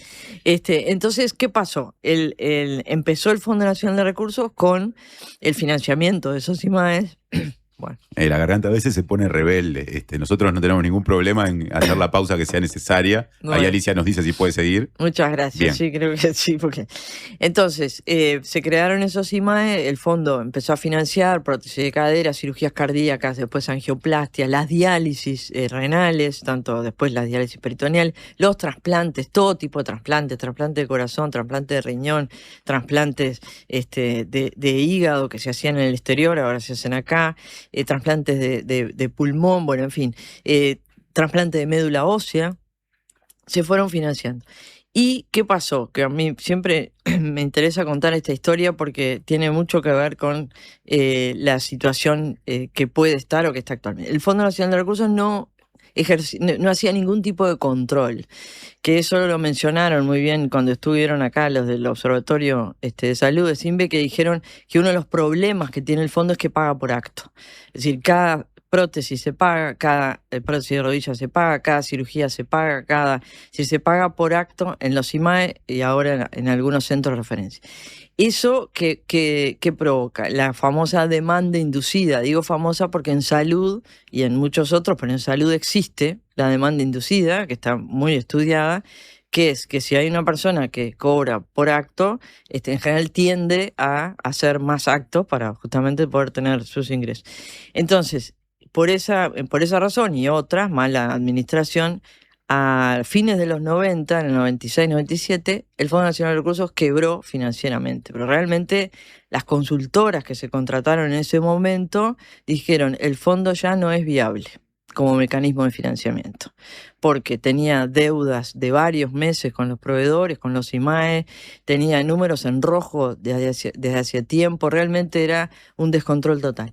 A partir del año 2000, y de hecho es increíble, pero a pesar de la crisis del 2002, el doctor Jorge Valle en ese momento nombró al doctor Homero Bañulo como presidente alterno. Es decir, es igual, el ministro de Salud de ese momento no era el que tenía que ocupar la presidencia, pero se nombró un presidente alterno, igual que ahora.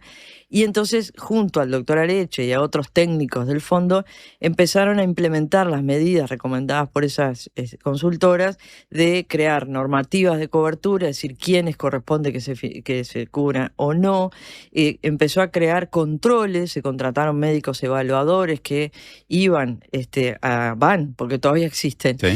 Sí, la gente que ha tenido la posibilidad de tener una prótesis de cadera o una cirugía cardíaca coordinada, sabe que hay un médico evaluador del fondo que va tanto al sanatorio, al hospital o al domicilio a hacerle una nueva historia clínica, porque es un modo de controlar si la persona, porque Los médicos en general, para que el paciente tenga, por ejemplo, su prótesis, a veces le indican cuando todavía no está dentro de lo que se requiere desde el punto de vista de la cobertura del fondo. Entonces, Ahora, por eso, en ese repaso estamos entrando en los 2000, pero para entonces, cerrarlo para rápido y cerrar poder rápido. meternos en otras Sí, cuestiones. ¿Qué más agregar? Perdón, pero entonces ahí el fondo mejoró sus números hasta ahora. En el 2005 se incorporaron los medicamentos, que eso es un hito importantísimo, y ahí es que estamos al día de hoy. Bien, se da el estado de cosas que más o menos se conoce, digamos. Digo más o menos porque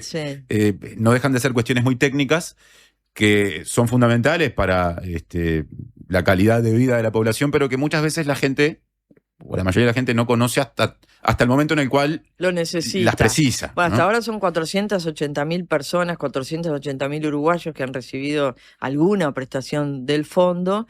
A lo largo del tiempo en el que existe, o sea, desde 1980 hasta hoy. Hasta ahora. Pero el año pasado, por ejemplo, 50.000 personas accedieron a algún tipo de prestación de las que financia el fondo y algún tipo de medicamento.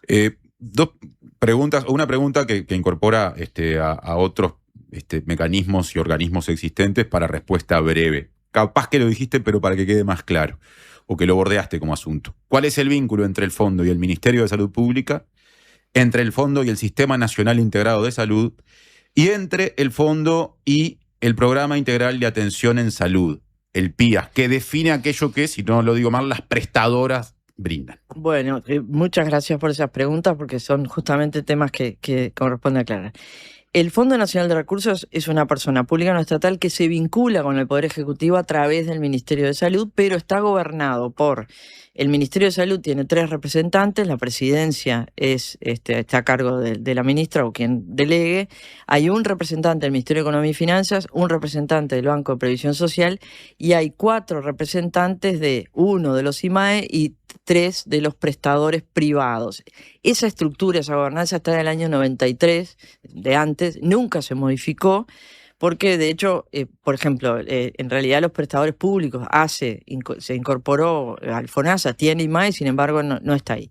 Entonces, ese es el vínculo con el Ministerio de Salud Pública. El otro vínculo es que, a pesar de que la ley dice que esa comisión honoraria es la que define qué procedimientos y medicamentos se pueden incorporar a la cobertura del fondo, después, una vez implementado el Sistema Nacional Integrado de Salud, lo que dice, lo que establece es que la última palabra, es decir, la decisión final, la tiene, en este caso, la ministra de Salud Pública. ¿Por qué? Porque el Fondo Nacional de Recursos, todo lo que brinda está dentro del PIAS, del Plan Integral de Atención a la Salud. Es decir, las personas, todos los uruguayos, a partir del año 2007, la ley de la ley 18.211, tienen derecho a recibir un catálogo de prestaciones que es obligatorio para las instituciones en la atención a su salud.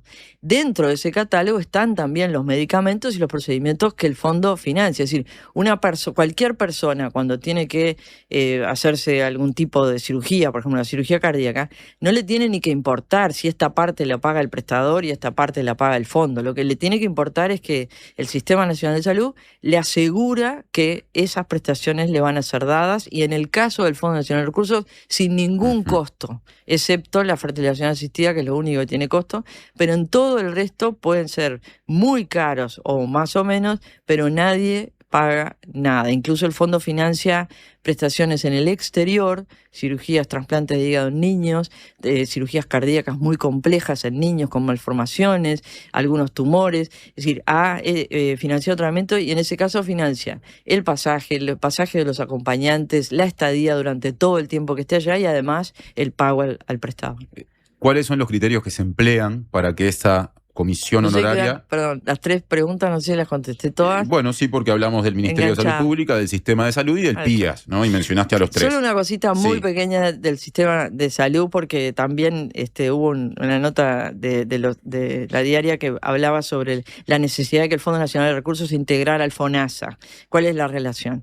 Cuando se creó el Sistema Nacional Integrado de Salud, el fondo ya existía, y hubo algunas opiniones de que había que fundirlo con el FONASA, es decir, que ya el fondo no tendría que existir más, que tendría que ser una única fuente de financiamiento, un único seguro que fuera el fondo.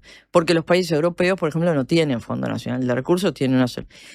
En ese momento lo que se decidió finalmente fue que no, que dejarlo aparte al Fondo Nacional de Recursos, quedó como un seguro paralelo al FONASA, con determinadas prestaciones, y al día de hoy fue muy buena esa decisión porque permite justamente que haya un fondo marcado que además se mantiene con un equilibrio económico-financiero muy estable. Entonces, sí están separados, pero brindan prestaciones que todo el mundo tiene que recibir. Bien, hay demasiado ruido en el ambiente, compas, perdón que lo diga, pero preciso un poquito más de silencio. Seguimos. Perdón que te corté. No, por favor, estos son temas complejos y la concentración es importante. Otra pregunta. ¿A qué voy? Hay un tema que mencionabas en la penúltima respuesta que quiero rescatar, esta cuestión de que existe una comisión honoraria que se encarga de determinar, bueno, qué procedimientos o prestaciones son aquellas que otorga o que cubre el fondo, por decirlo de alguna manera. ¿Con qué criterios se decide eso? Bien, ¿Son criterios técnicos? Sí, pero ¿cuánto pesa lo económico? ¿Cómo se concilia lo uno con lo otro? Sí, existen leyes, hay una ley dentro de la ley 16.343, que es la del fondo, existe todo un procedimiento que en realidad tanto para incorporar algo al nivel de los prestadores como incorporar algo a nivel del fondo, es decir, tienen un criterio igual, porque en definitiva es incorporar cosas al PIAS y en definitiva la plata es la misma, porque actualmente son dineros públicos, independientemente de que vayan a la cápita, a la cuota de salud del prestador o que vayan al Fondo Nacional de Recursos. Entonces, la necesidad es que exista, primero, una priorización, es decir, priorizar cuáles son aquellas prestaciones de medicamentos que deben ser incorporados a la prestación obligatoria porque desde el punto de vista sanitario, desde el punto de vista de las necesidades de salud, bueno, varios criterios deben ser incorporados. En segundo lugar, la Agencia de Evaluación de Tecnología Sanitaria, la ETSU, es quien tiene que evaluar si la prestación o el medicamento es costo efectivo, si existe un beneficio probado, evidencia probada y suficiente para incorporar eso es lo segundo, y después hay un análisis de impacto presupuestal, si hay una proyección, el fondo hay un equipo de técnicos que utilizan incluso este mecanismo de software que hace proyecciones, que de acuerdo al número de pacientes que van a recibir esa prestación, ese medicamento, de acuerdo a cuánto lo van a recibir, de acuerdo, negocia con los prestadores y sobre todo con los laboratorios para obtener precios menores. El fondo es pionero en hacer un acuerdo que se llaman acuerdos de riesgo compartido, que tienen varios nombres, pero son acuerdos que los países europeos utilizan siempre,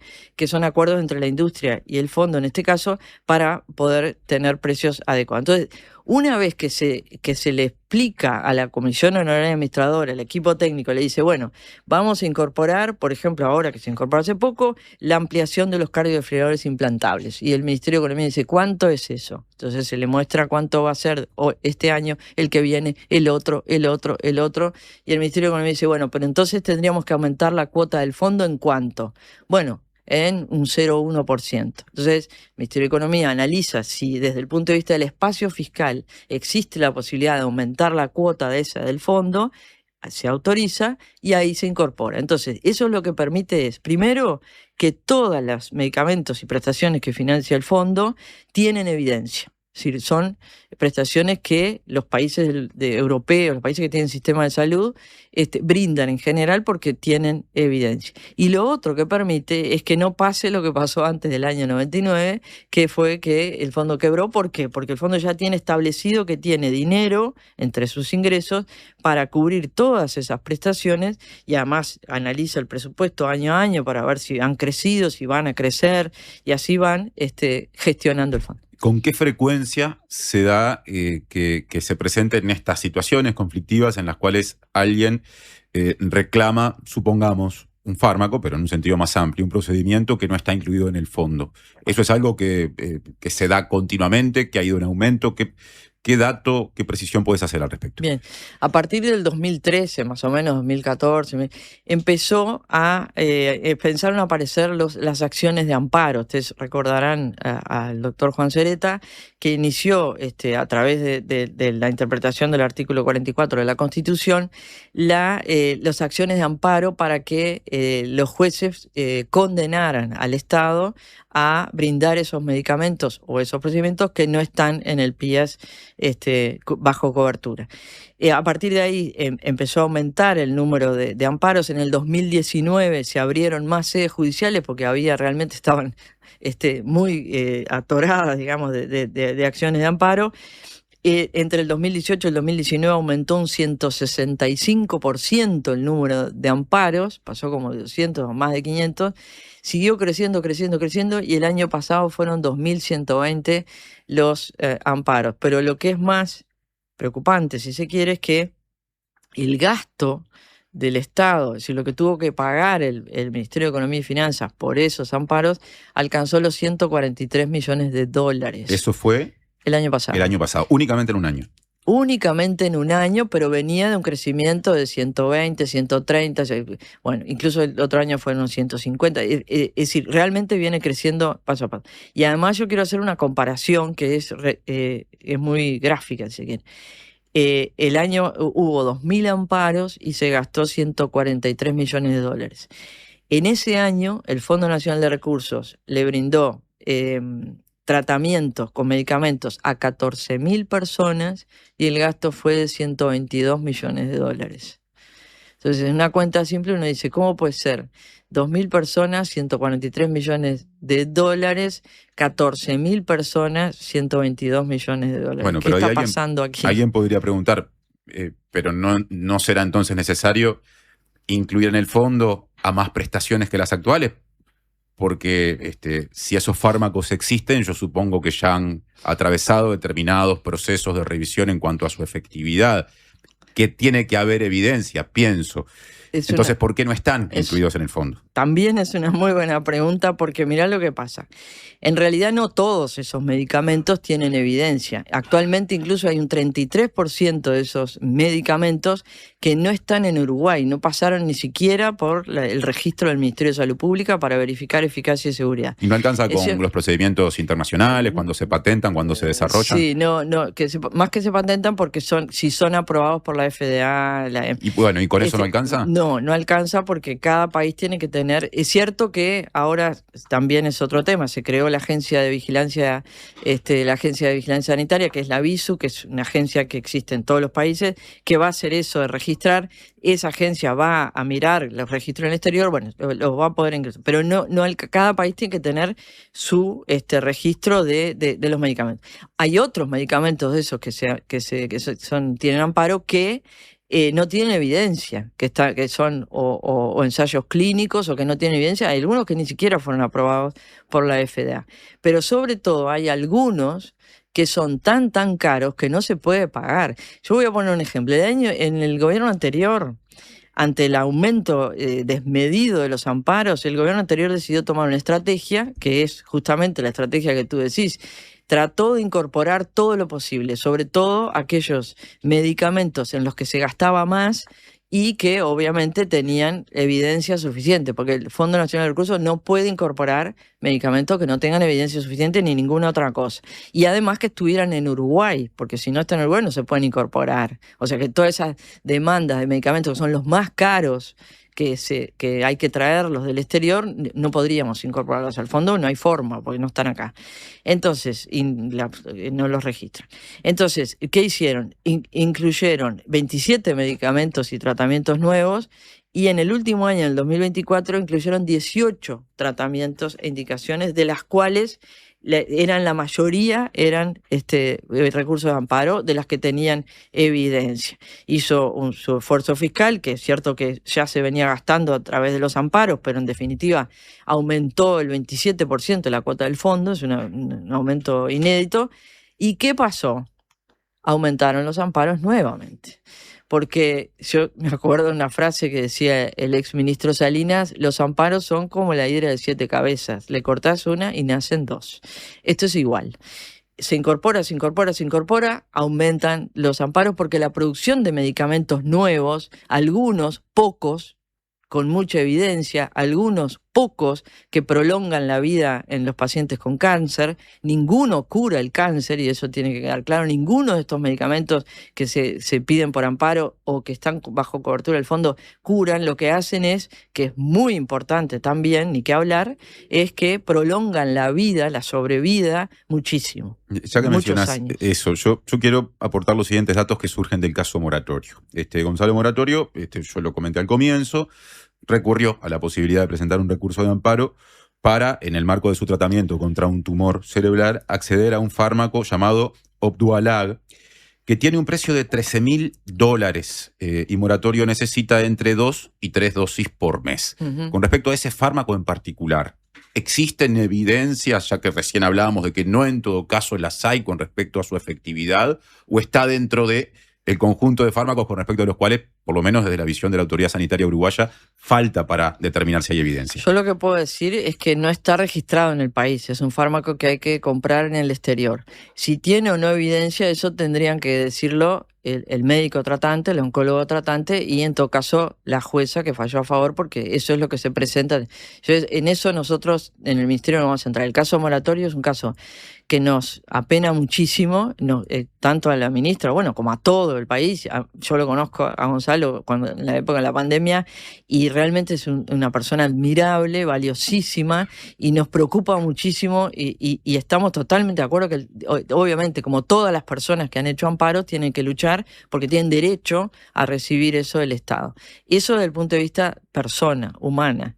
Desde el punto de vista institucional, ni el Ministerio de Salud Pública ni el Fondo Nacional de Recursos pueden comprar un medicamento que no está bajo cobertura del fondo, y el Ministerio de Salud Pública incluso no puede comprar nada, porque el Ministerio de Salud Pública tiene un presupuesto votado por el Parlamento, tiene los créditos para comprar, lo único que puede comprar son vacunas. Si llegara a comprar, es decir, si la ministra hubiera accedido por excepción, solamente en su caso, comprarle este medicamento, estaría violando el TOCAF y la normativa, es decir, no puede.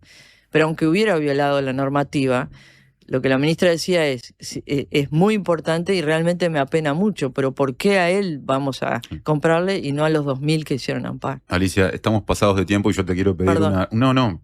No era para que pidieras perdón, pero te quiero pedir una reflexión final a propósito del caso Moratorio, no ya sobre los aspectos técnicos, sino sobre el manejo público de la cuestión. Ha habido hasta integrantes del Parlamento que han exigido que se otorgue el medicamento y en algunos casos han cuestionado el criterio aplicado por el Ministerio de Salud Pública. ¿Qué reflexión te merece?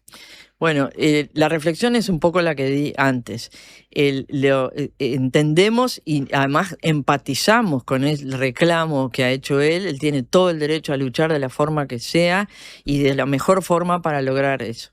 Desde el punto de vista institucional, el Ministerio de Salud Pública estaría violando la normativa si hubiera comprado el medicamento y el Fondo Nacional de Recursos directamente no. Por eso quiero decir una cosa. Los amparos, los 2.000 amparos van contra el Estado, no contra el Fondo Nacional de Recursos. Hay muy pocos que van contra el Fondo Nacional de Recursos porque es una persona pública o no estatal. Los jueces entienden, si bien lo demandan, entienden que no debería comprar. Pero sí hay amparos contra el fondo, bastantes, cada vez más. Pero la gran masa de amparos va contra el Estado. Y desde el punto de vista institucional, por más que pensemos que obviamente lo merece, como todo, no puede el Ministerio, estaría violando la normativa. Y cuando se decía que el Ministerio le negó la medicación, en realidad, desde el punto de vista estricto, es así porque el Ministerio tiene que presentar, tiene que enviarle al juez que no lo va a comprar, el fondo también, pero es un trámite, una fórmula que se hace en los miles de casos, es automático. Se presenta que el Ministerio no lo puede comprar y por eso es que se niega. Y lo otro que quiero aclarar, perdón por el tiempo, pero creo que es importante que la gente sepa. Cuando un amparo, un juez falla a favor del demandante, como en este caso, el Ministerio de Salud Pública tiene que comprar y entregarle el medicamento en menos de 48 horas en lo posible. Se lo entrega. No importa que el Ministerio después apele, como hacen todos los casos, porque es obligación de acuerdo a las buenas prácticas de administración, pero mientras ocurre la apelación, los pacientes están recibiendo la medicación. Gracias, Alicia, por la visita a La Mañana de la Diaria y hasta la próxima. Bueno, muchas gracias a ti. Así cerramos la entrevista con Alicia Ferreira, que es presidenta alterna del Fondo Nacional de Recursos. Pausa mediante, estará en esta mesa Lucas Silva. En Habitat resolvé todas tus gestiones. En nuestros más de 520 locales de todo el país. Y también desde nuestras aplicaciones. Más información en habitat.com.uy. Gracias por escucharme. Muchas gracias por explicarme. Gracias por toda la ayuda. Estas son palabras recientes de nuestros pacientes, pero los agradecidos somos nosotros, porque tu elección nos hace superarnos cada vez más y ser la mutualista con los mejores profesionales del país. En mayo, si tu número de cédula termina en 5, venía un nuevo CASMU. Afiliate en nuestros locales, en la web o a través del 1444. CASMU, estamos para cuidarte. Consulte las condiciones. Cobertura total de asistencia médica. Fundación SECOM te invita a ser parte de Tejidos del Corazón. Trae tus agujas y juntos tejeremos para que los niños que más lo necesitan tengan un invierno más abrigado. Te esperamos el domingo 31 de mayo de 10 a 16 horas en Shopping Tres Cruces, Sala de Espera Goes. Organiza Fundación SECOM con el apoyo de Shopping Tres Cruces. Hola, ¿estás formando tu propia opinión? Estás bien, estás en La Diaria Radio 97.9. Hola chicos, soy Flor de Ciudad Vieja, los escucho siempre, la radio está buenísima. Quiero mandarle un mensajito a mi vecina Carla del tercero B, Carlucci, crack, ídola, avísame cuando vendas el alto, dale, saludo, banda. Cuando compras un Suzuki 0 kilómetro, los futuros compradores vienen incluidos. Lleva el tuyo vos también y asegurate la reventa. Visítanos en suzuki.com.uy o en cualquier concesionario del país. Suzuki te entiende. Llega a Uruguay la obra que conmovió al mundo, La Ballena, protagonizada por Julio Chávez, con dirección de Ricky Pashkus. 20 de julio, en Auditorio Nacional Adela Reta, una historia profunda sobre amor, empatía y redención. Entradas en Ticantel. Produce Piano Piano. UTE presenta Pequeños Grandes Consejos de Túnicas en Red. ¿Sabías que para mantener el calor en nuestra casa es fundamental que esté bien cerrada? Un consejo sencillo y económico es poner o revisar los burletes de las puertas y las ventanas. Así conservas la temperatura adecuada y evitas que filtre el aire. Con estas pequeñas acciones podemos cuidar la energía para que nuestras casas estén siempre calentitas. Yo lo aprendí en la escuela y lo probamos en mi casa. Funciona. UTE, avanzamos con energía.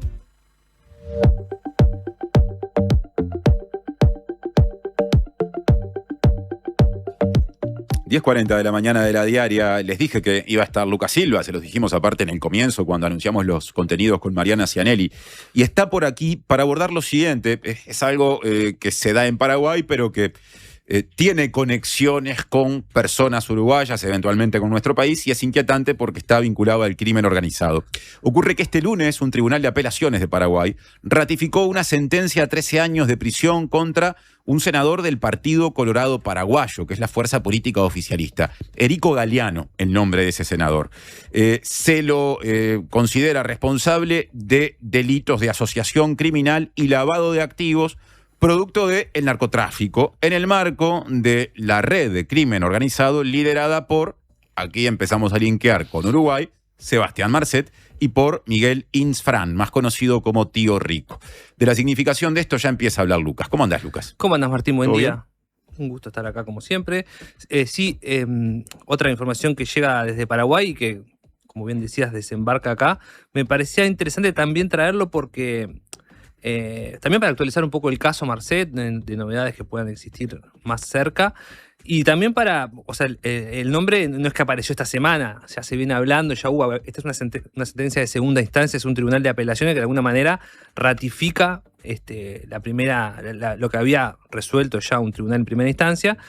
Y me pareció interesante también referir a quién es Erico Galeano, por qué es importante en esta operación, porque recién nombrabas a dos personajes muy conocidos o que venimos por lo menos trabajando y de los cuales hemos hablado, que son Sebastián Marcet y Tío Rico, pero atrás de eso siempre hay como una gran pregunta que es, bueno, ¿cómo entra la política de la región en el caso Marcet? Y yo creo que acá hay es relevante lo que sucedió este lunes en Paraguay, porque de alguna manera empieza a plasmar, digamos, negro sobre blanco, de que hay efectivamente vínculos muy estrechos de la política regional con el narcotráfico y en particular con Sebastián Marcet.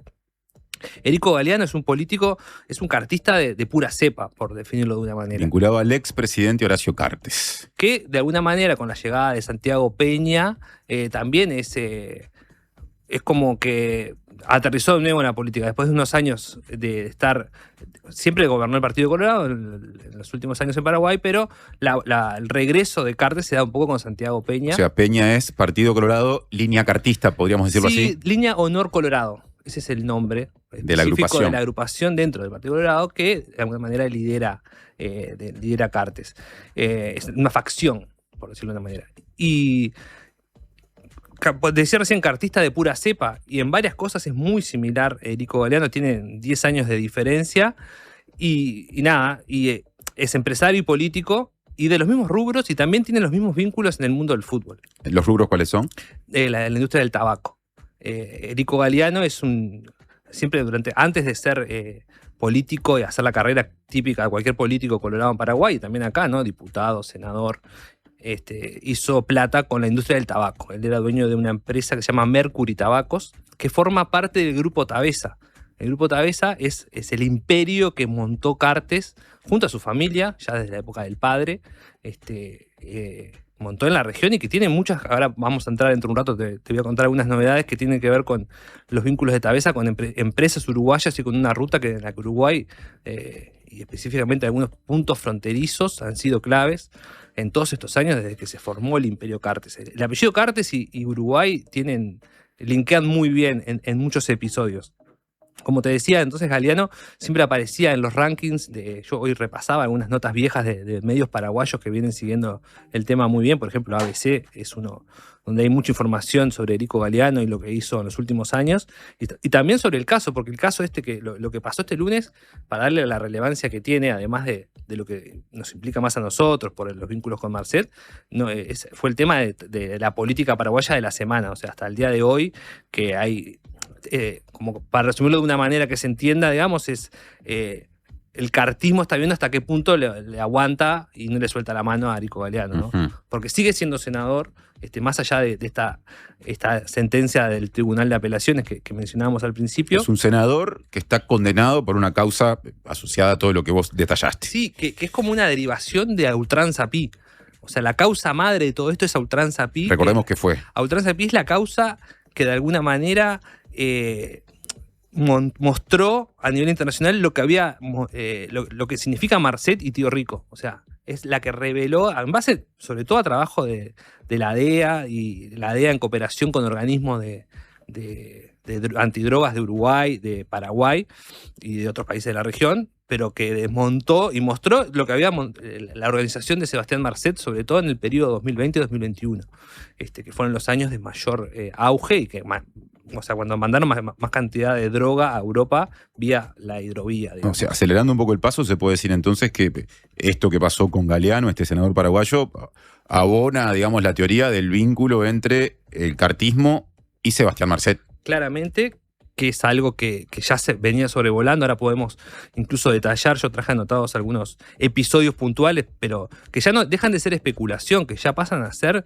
cuestiones que están confirmadas en sentencias judiciales y en investigaciones periodísticas que muestran que hay un vínculo muy estrecho entre el holding empresarial de Horacio Cartes y Sebastián Marcet. Este es otro episodio más, el de Erico Galeano, que como te decía recién, que me olvidé de mencionarlo, Galeano y Cartes, otra cosa que son dos personas muy vinculadas al mundo del fútbol. Galeano fue presidente del Deportivo Capiatá, que fue el club donde jugó Marcet. Hay una anécdota bastante famosa y justamente el que está sintonizado por YouTube lo puede ver. Y por el lado de Cartes, por otro lado, fue presidente histórico del Club Libertad. Sí, lo estamos viendo en este momento a Marcet con ropa deportiva del Capiatá, colores azul y amarillo, equipo de fútbol paraguayo. Equipo de fútbol paraguayo, que estuvo vinculado al Deportivo Capiatá y también a Rubio Ñu, que es otro club paraguayo. Y es interesante ver por qué también está, de alguna manera, Marcet estuvo vinculado a las dos instituciones deportivas, porque esto tiene que ver también con algún mecanismo que se empezó a mostrar ahora en la causa, que yo ayer justo un colega paraguayo me pasó la sentencia del Tribunal de Apelaciones y la estuve leyendo, y es muy interesante ver el detalle de más allá de que a Marcet le podía gustar el fútbol y le gustaría, o sea, le gustaba ponerse la camiseta 10 y pagar por eso, que es como una parte más anecdótica, hay una parte un poquito más seria de todo este asunto que tiene que ver con el deporte y las instituciones deportivas como soporte de mecanismos de lavado de activos del narcotráfico. Y en esta sentencia judicial se ven muchos detalles de cómo funciona ese entramado. Una cosa es decirlo, otra cosa es después ver cómo funciona ese mecanismo. Me gustaría que reserves eso para el bloque que viene, porque me parece que ahí hay un aspecto interesantísimo. El uso de instituciones deportivas, de sociedades anónimas deportivas para el lavado de activos. Este país tiene muchas sociedades anónimas deportivas en este momento y aparte hay otros detalles que tenés pendiente abordar, así que hacemos la pausa y seguimos con Lucas Silva.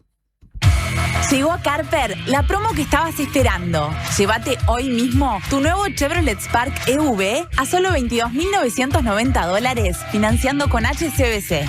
Carper, tu Chevrolet, marca Carper. Todo empezó con una idea que Cecilia y Juan pensaron para su barrio. La presentaron al presupuesto participativo, la gente la votó y hoy la comunidad entera la disfruta. Ahora te toca a vos. Presenta tu propuesta hasta el 18 de mayo en montevideo.gov.uy o en los centros comunales. Con una idea podés cambiar tu barrio y la vida de mucha gente. Presupuesto participativo 2026. Intendencia de Montevideo. La Mojigata presenta a Los Inadaptados con Relaciones, junto a invitadas e invitados de gran porte, que ojalá se porten a la altura de las circunstancias. Quedan ustedes descubrir quiénes son los inadaptados, quiénes son las relaciones y cuál es la Mojigata. Sala Adelarreta del Sodre. Miércoles 22 de julio. Pórtense bien. Entradas en Ticantel, Montevideo Music Group. Más voces, menos ruido. La Diaria Radio 97.9. ¿Vas a pintar? Confía en Ciacolor. La marca de pinturas que más crece en Brasil y en Uruguay tiene el producto indicado para vos. La calidad que necesites al precio justo. Si vas a pintar, confía en Ciacolor. Una madre espera 9 meses para que nazca su bebé, 12 para que camine, 14 para que diga mamá, 3 años para que deje los pañales y 4 para que duerma toda la noche en su cuarto. En su día, espera solo una cosa: pasar tiempo contigo. Aprovecha y sorprendela con un lindo regalo, porque con tu tarjeta ANDA tenés hasta un 25% de descuento en un montón de comercios. Conocelos en anda.com.uy. Si no tenés tu tarjeta aún, solicítala sin costo en cualquiera de nuestras sucursales. En ANDA le deseamos feliz día a todas las madres. Ver bases y condiciones en anda.com.uy. En Antel, el futuro lo hacemos junto a quienes impulsan el país. Por eso, acompañamos a las empresas con soluciones seguras en nuestro data center. Y también junto a quienes cuidan el planeta. Por eso, trabajamos en la recolección de residuos electrónicos. Porque el futuro se hace juntos. Antel, el futuro lo creamos juntos. Ya comenzó la campaña Tu Abrigo Abriga. Te invitamos a sumarte y hacer tu aporte en cualquiera de nuestras sucursales de El Dorado. Del 27 de abril al 24 de mayo, donar ropa de abrigo y frazadas para quienes más lo necesitan. Nuestro sector de atención al cliente ya está recibiendo tus donaciones. Al finalizar la campaña, todo lo recolectado será entregado a instituciones locales. Tu colaboración hace la diferencia. Juntos podemos darle calor al invierno. El Dorado, iniciativa social.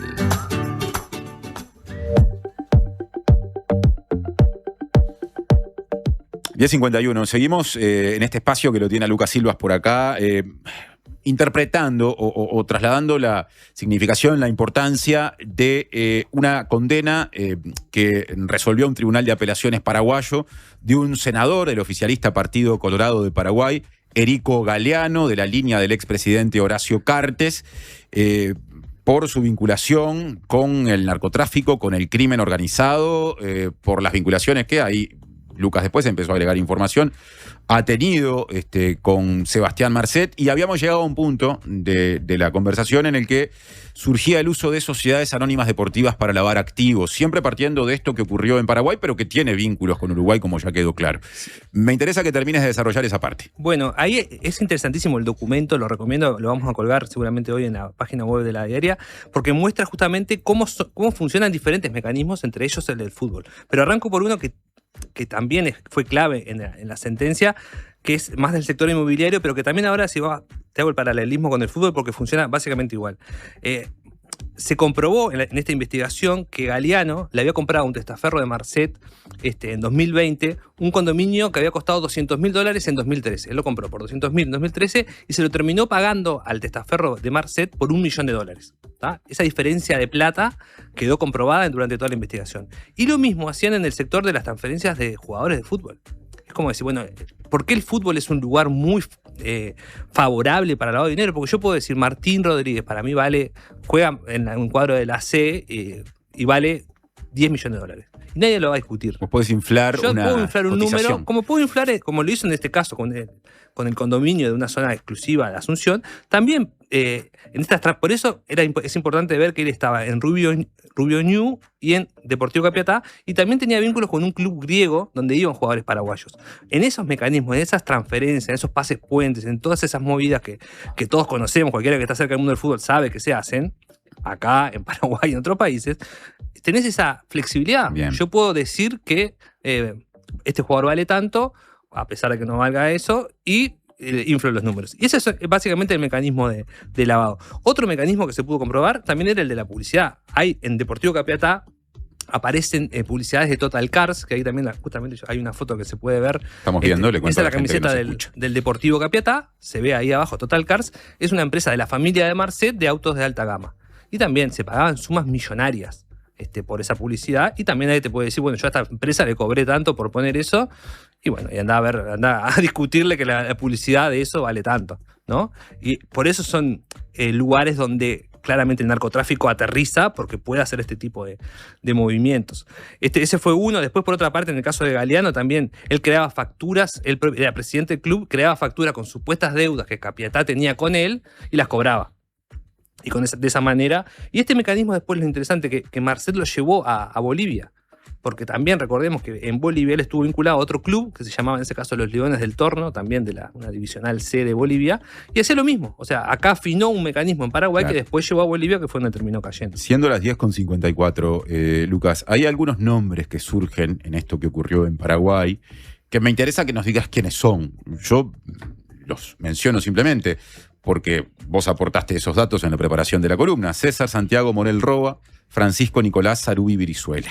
Bueno, lo sumo porque hablando de los vínculos que ahora quedan muy confirmados, de que la política paraguaya, y en especial el cartismo, que es el que gobierna Paraguay desde hace mucho tiempo, estaba vinculado al narcotráfico y al crimen organizado, porque en 2013 Marcet cae detenido acá. Ahí hay un vínculo muy directo, que es cae detenido con el tío de Marcet, en 2013.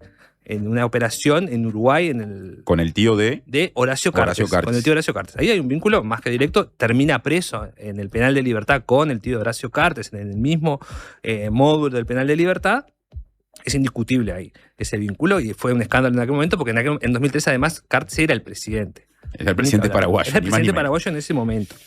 Pero lo que sucedió también en ese caso, que durante la investigación que se hizo acá en Uruguay, la policía pinchó teléfonos, la policía uruguaya pinchó teléfonos y pudo ver, además del aterrizaje, quién le había proporcionado la marihuana en ese caso, encargamentos de marihuana. Y por eso es interesante la fecha, porque acordate que en 2013 todavía la ruta estaba hecha, pero era todavía redituable traer marihuana paraguaya, porque todavía no estaba regularizado el consumo acá, y bueno, se abastecía el mercado interno con marihuana paraguaya. Como te decía, la justicia y la policía uruguaya en aquel momento logró determinar quiénes eran los que vendían. Y en ese caso estamos hablando de Sarubi Brizuela, que era ex intendente de Cazapá, era un dirigente, un intendente del Partido Colorado, también vinculado al cartismo, y Morel Roa, que era un funcionario judicial. Ninguna de esas dos personas, o sea, la jueza Adriana de los Santos, que fue la que tenía, para ella era jugar y cobrar, tenía pinchado los teléfonos, sabía que ellos habían sido quienes les vendieron la marihuana a Cartes y a Marcet, y nunca los pudo extraditar. Durante todos los años siguientes, 2014, 2015, 2016, fue pidiendo que los mandaran a Uruguay porque tenía todo para condenarlos y meterlos presos, y nunca logró que la justicia paraguaya los mandara. Lo cual, por un lado, ahí hay un vínculo que ya incipiente con el cartismo, y además te muestra la corrupción de la justicia, porque no en vano, recién te decía, Morel Roa, era un funcionario judicial involucrado en el esquema de narcotráfico. Y la justicia paraguaya nunca los mandó para acá, lo cual hasta el día de hoy sigue haciendo ruido porque estaba muy cantado que iban a caer y no cayeron. ¿Por qué la reciente condena dispuesta por un tribunal de apelaciones, o sea, ratificada en Paraguay, sobre un senador del oficialista Partido Colorado es importante para Uruguay? Bueno, fue lo que desarrolló sintetizando Lucas Silva. Gracias, Lucas, por esta otra columna. Aquí una nueva columna en la Mañana de la Diaria. Mañana de la Diaria que hoy podría en algún momento haberse titulado Noche de la Diaria, porque ahora está un poquito más claro, pero promediando el programa estaba negro el cielo, sobre todo mirando hacia el oeste. Ya que estoy contigo, sobre el cierre, hoy no tendremos recreo con Mariana Cianelli porque ya nos vamos, ya viene Sofía Romano con la segunda mañana.